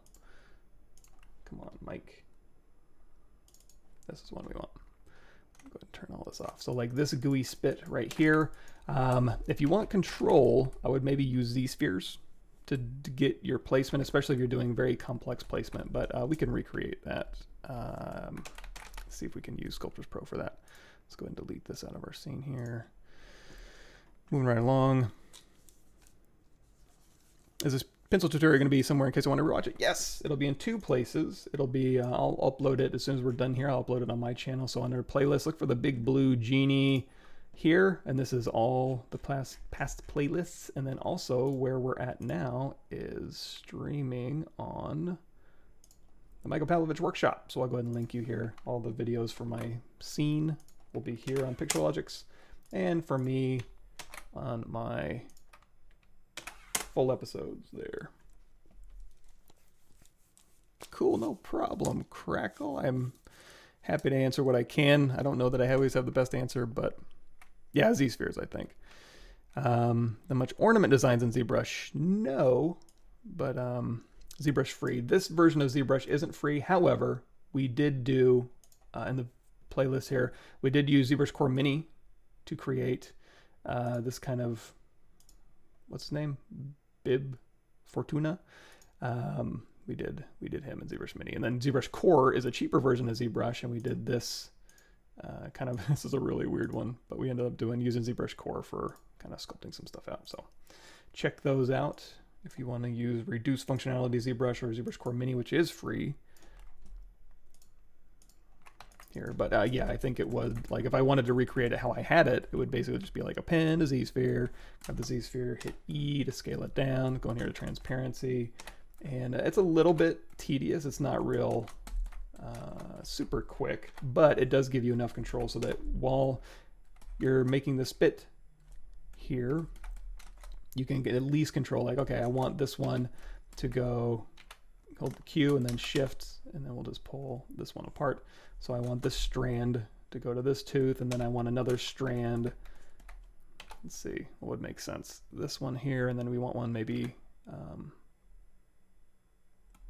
see, Q here. Yeah, you know what? Let's make them all the same size. It's going to look a little bit weird, but when we go in and sculpt, it'll make a little bit more sense. And even in here, you can be like, you know what? This one's going to kind of hang a little bit from here to here, and then this one's going to be straighter. Maybe, I don't know. It's in the process of doing this.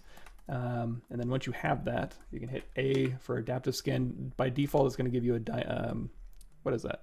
Dynamesh. But you can go down here to adaptive skin and say, you know what? Dynamesh resolution of 0, density of 1, and then you just have regular geometry. So you can make an adaptive skin. You can go ahead and say insert that skin Z sphere, turn off your Z sphere. So now when you're doing your spit, you can go, you know what? It's going to be bigger, but smaller in the connected. Let's turn down, hold down shift and turn down intensity so it's not quite that crazy.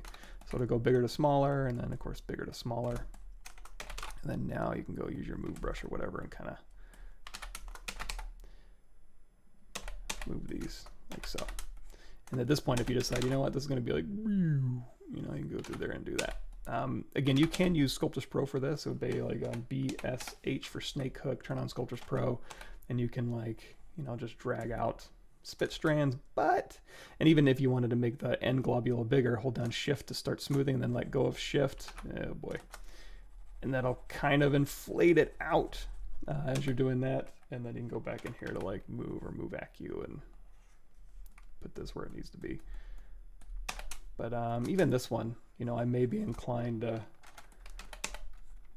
just use geometry instead of Sculptors Pro.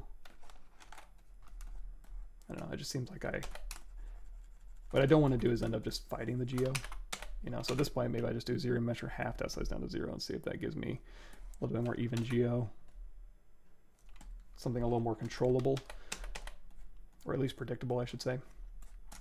There we go. So we can go ahead and thin this out and then glob this up at the end. And then when we go through and we do our, let's turn on D for dynamic. Even in here, if you wanted to do like a display properties, BPR settings transparent. Oh shoot, I forgot. We had, let's go back in here. Turn off render KeyShot. So now we have like a little translucent spit thing in ZBrush. Now it's not going to be there all the time. Just when you hit BPR render, it'll do the BPR transparency. Cool. Jared says, primitive shape for IMM and sphere, Dynamesh, snake hook brush, move and inflate. Yeah, absolutely, that'll work too. So in fact, if you're going to use maybe just a simple cylinder, maybe start here, and then when you pull out on the cylinder and then pull back in, that'll stretch it out for you. So that'll kind of be just a little bit of a quicker start. So now we've got these two in place. And then now I don't have a tremendous amount. Let's go ahead and say split mass points here. I don't have a whole lot of geometry on this particular one. You know what else we could do? Okay, let's do this. So two things you can do. Sketch shaded. We're going to go in here. And okay, we just use an insert cylinder. Insert multiple edge loops. Non-interactive elevation. Oh, interactive elevation. Thin it out while you're doing it. Even better. That's a cool thing. So you can do that, and you're kind of good to go. Another thing, BC brush curve tube, and then go in here and say as line on your stroke. So if we do as line, I guess we can turn on snap too. Now you can just go from, like, you know, this tooth here to this tooth here, and that'll give you this. You can say tap off, say split mass points, go through here, you can say smooth it out. I wish the Death Star needed spit so I could add this to my final product. That's okay. And then too, you know, it's gonna kind of, if it's had its mouth, the longer it's had its mouth open, if it just opened its mouth and the spit's going from there, okay. But if it's sitting there screaming at you, eventually this is gonna go, you know, so keep that in mind. And then again, even if you wanted to, you know, go back into and you want to put two together, so curve two, it's like, okay, this one's actually gonna have a little strand from here to here. Let's go ahead and make our brush size smaller. And these two I'll end up wanting to put together eventually, but for now I'm just gonna kind of mush them and then thin this middle part out. You can always inflate the ends out too if you want, but now we can do this. Let's go ahead and crank up that resolution. We'll Dynamesh this result, and then we'll ZRemesh that. So that'll give us, again, decent geometry, stick them together, and then we can hit D for dynamic, and now we've got these spit lines. And again, maybe we can, if it's yelling at us, it's going to be like pushing breath through. And then again, BPR render those.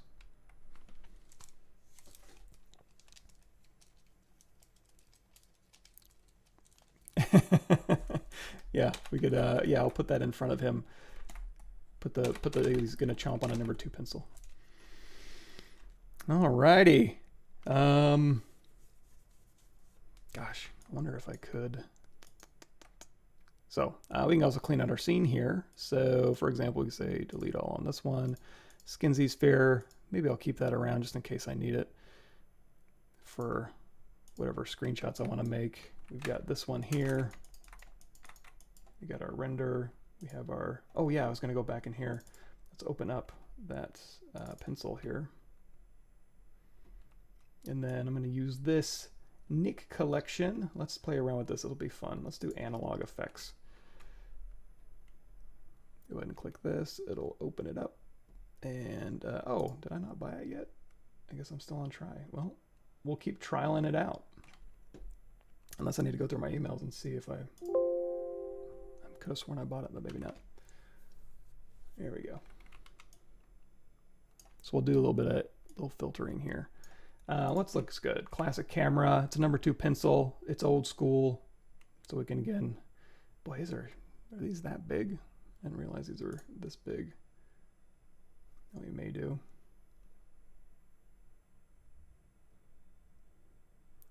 Needed to go that crazy. Image size. That's not that big.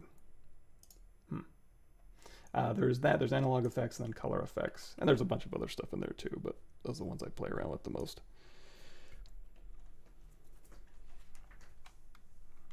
Yeah, he was, he's got a little bit of a, this is if you want to make this thing, it's on my Gumroad QBrush page, creature production. It's an old one though, it's fairly old. I don't know that would be all that relevant anymore. I guess the regular techniques don't really change that much, but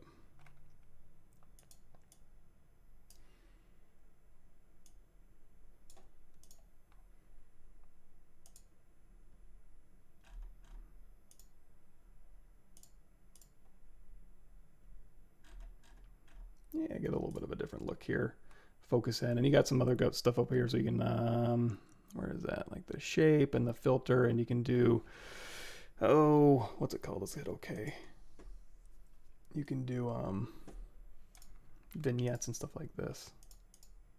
So just to make stuff pop, but I want to do analog effects. It just seems to be a little bit slow.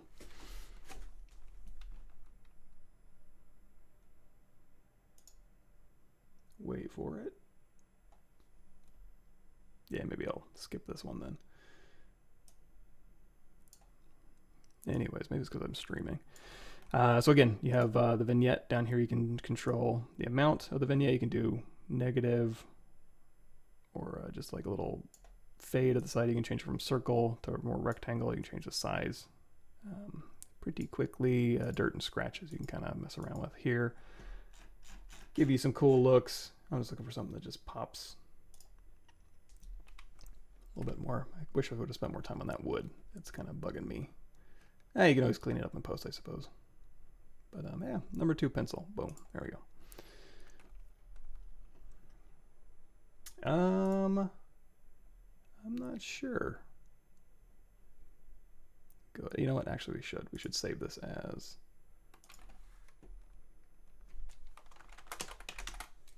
pencil. And in fact, this is something I didn't cover, but if I go in here to File, Open.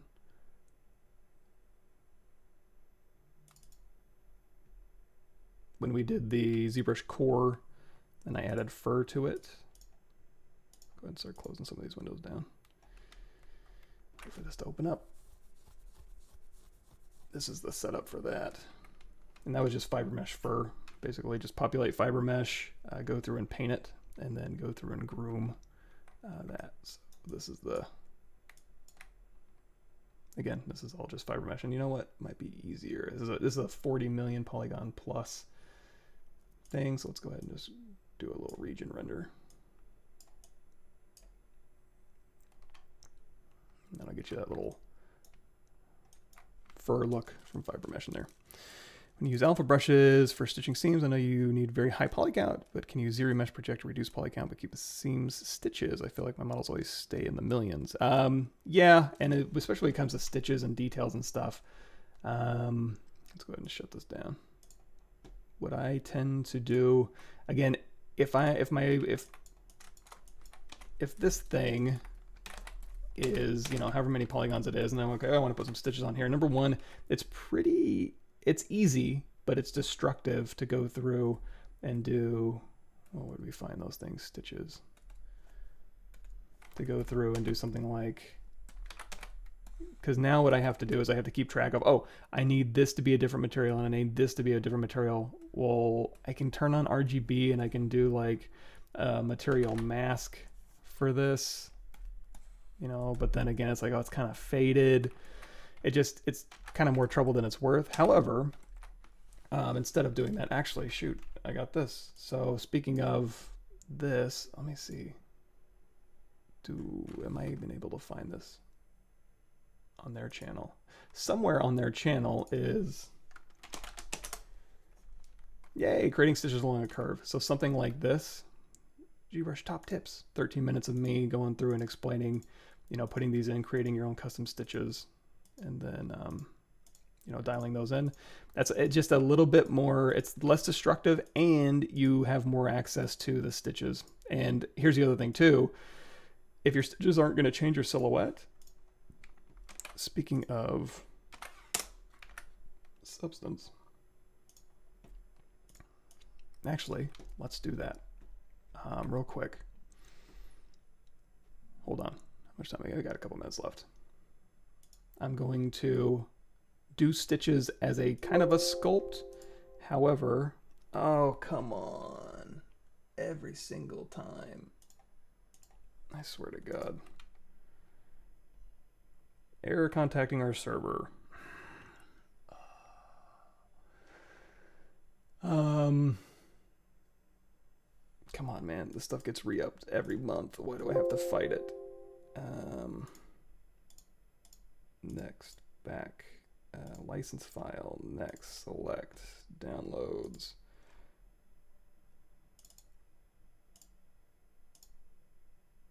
Yeah, okay. I have to manually go in and get a new license file because I can't log into their damn thing. But essentially, again, if you're going to use this type of methodology, you can throw it right into Substance Painter or Marmoset, and you can go through and you can do just do it in the texture, because again, it's not going to break the silhouette. It's going to end up being a normal map. So that way you have complete control over the mask. You have its slider depth. So if you want to go through and make it, you know, punch it in, punch it out, or more or less, change the color, change the material properties, and you don't have to worry about like bumping this up to 20 million to get the resolution that you want. You know, if it's on something cheap or something with subdivision, you can just, you know, do it in the texture. But unfortunately, I can't show you that because I need to go to get a new license file or something. How'd you make the armor plates for the robot with the tubes you showed before? A couple different methods. Let me see if I got something in here. So if I wanted to do, probably if I'm just guessing, I may have done something like, you know, I'm going to do a quick merge visible append, and I'm just going to do like an armor pass on this guy. So I'm going to go down here to this. I'm going to say, you know what, let's go ahead and just dynamesh this result here. So here's my, let's also turn on Sculptures Pro so we can get rid of some of this in here. So this is just going to be my rough sculpt on here. In fact, I'm going to deflate this like -2. So now if I want to go through here and kind of put on some armor, I can go through here and I'd be like, oh, what's his armor going to look like? you know, and I can kind of just start determining where his armor is going to be, what it's going to look like. It's going to give him a turtle, Mr. Rogers turtleneck. Let's do a quick mirror, mirror, and well, turn on X symmetry, and then go back in here with our H polish. This will be like the shell of the armor. Go in here with Damien's standard. Punch this in and hold down Alt and punch this out. Clay brush here. So again, I'm just kind of sculpting where I want my armor to be, and since I'm doing armor, I can go ahead and turn off the trim dynamic square alpha stuff. So here, again, just going through and just determining really quickly where I want these armor bounds to be. And then at this point, I can use ZBrush, or I can use just topology brush or Z-sphere topology to go through and start. I want this to cut off here, and then I want the, you know, panel line through here, and then I've got this chunk right in here that I want to deal with maybe. Yeah, so now if I want to refine this, just go in here. Ooh, mesh project's already selected, huh? Let's go in here to mask pin, and I'm going to just pop this off and just continue to refine it. Just makes it a little bit easier to work on this separately. Another thing too, because I'm working across axis symmetry that I might consider is a Control W, isolate this, go ahead and split hidden. I'm going to just work on one side. So get rid of the side here, delete hidden, close holes, W, Control tap this, let's pull out a little bit of thickness there, give me a little wiggle room, and then redynamesh. However, go down here to array mesh, lock position, lock size, reset mirror across the x-axis, and now I can work on this side and have it show up. So that way, if I'm going through here and I'm like, let's clean this up a little bit, we'll do clip curve. I can clip through the object and not have it like, you know, doing that thing where it goes across. You know, I can have a little more freedom to kind of go through here and clean up as needed without having to worry too much. So anyway, I'm going through here, I'm cleaning up this mesh, I can raise up the resolution just a tad. And again, and then I'm just figuring out base shape. You know, I'm not worried too much about like, oh, what kind of alphas and booleans do I want to put in here? It's literally just what shape am I looking to make? Go through here and push this stuff around a little bit. Smooth, trim dynamics, solo mode. Go in here and a little bit of H polish. You know, whatever that shape you're looking to make is going to be. And then once you're done with this, again, feel free to like rebuild it really quickly, you know, and that way you have like a sub D mesh you can play around with. Or if this is good enough, you know, just continue to refine this, and then you could drop your alphas in here. So if I was going to rebuild this, I would keep the shape simple at first, and then I would put on all these bevels after I sub D modeled it. But if I'm not planning on doing that, let's put them in now. Go through here and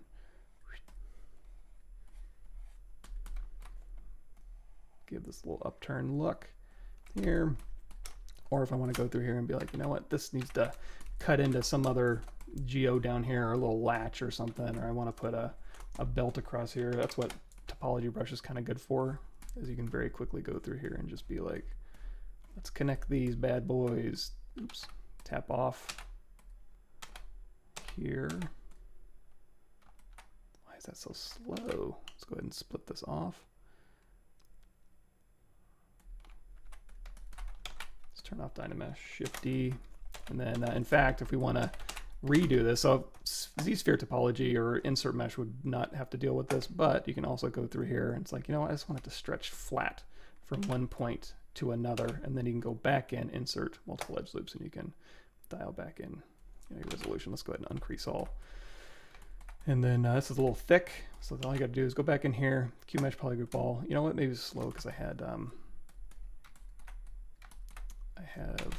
this is an array mesh or something like that. So anyway, we got the strap across here, and then if I want this strap to go in here or to loop around, I can just dial this in a little bit, and then we can flop this over. Let's hold down Alt and then QMesh polygroup. I'll hold down Control, and we'll pop up a little section here, so we can go through and we can say delete here and here. Oops, and then bridge 2 holes. Loop this around, and you know what, let's make this a little easier on ourselves. Let's hold down Control Shift, let's grab all these middle ones here, auto groups, and then oops, invert this, Control W. So now we can do crease PG dynamic and have this. So let's say crease level of 2, Smooth to div of 3, and then detail these things out however you need to. But, or if you want to keep this part pointy, you go through here and you can say crease, edge, here, here. Keep that part loopy. And if you want to push this in a little bit, W, control drag around here, maybe.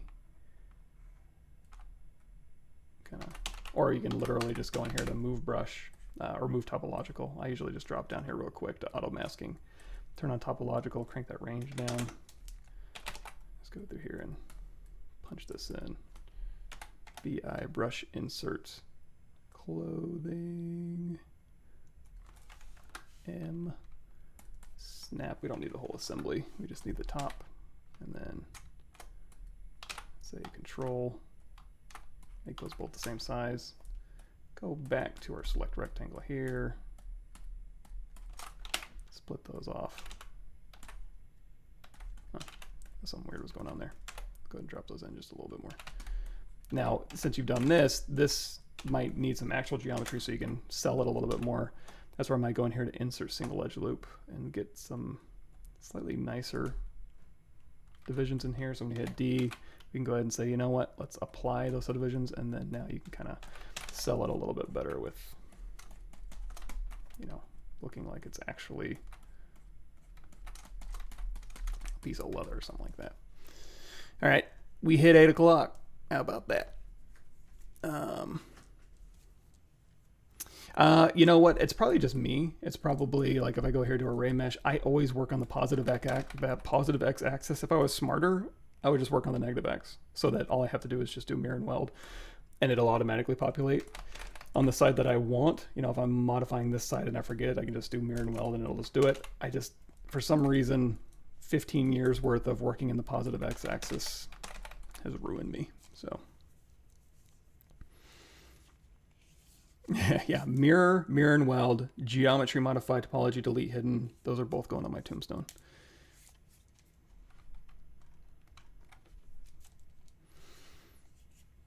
Yes. Trim and clip some other, make cuts cleaner. Cool. Alrighty. Well, right on. Cool. Alrighty. Thanks, everybody. I'm gonna head out. Like I said before, I'll be streaming Thursday on my channel here. I mean, it'll be here. It'll be on Twitch as well. Pavmike, what is it? Pavmike Twitch. TV Pavmike, yeah. So Twitch, YouTube, Thursday, we'll hit it back up. We'll maybe do some other stuff, but in the meantime, cool. Thanks, everybody. Right on. Oh, yeah, and Space Fighter, we'll see how far we can get with that, or if I even remember, but cool. Excellent. Thanks, everybody. I will see you in a couple.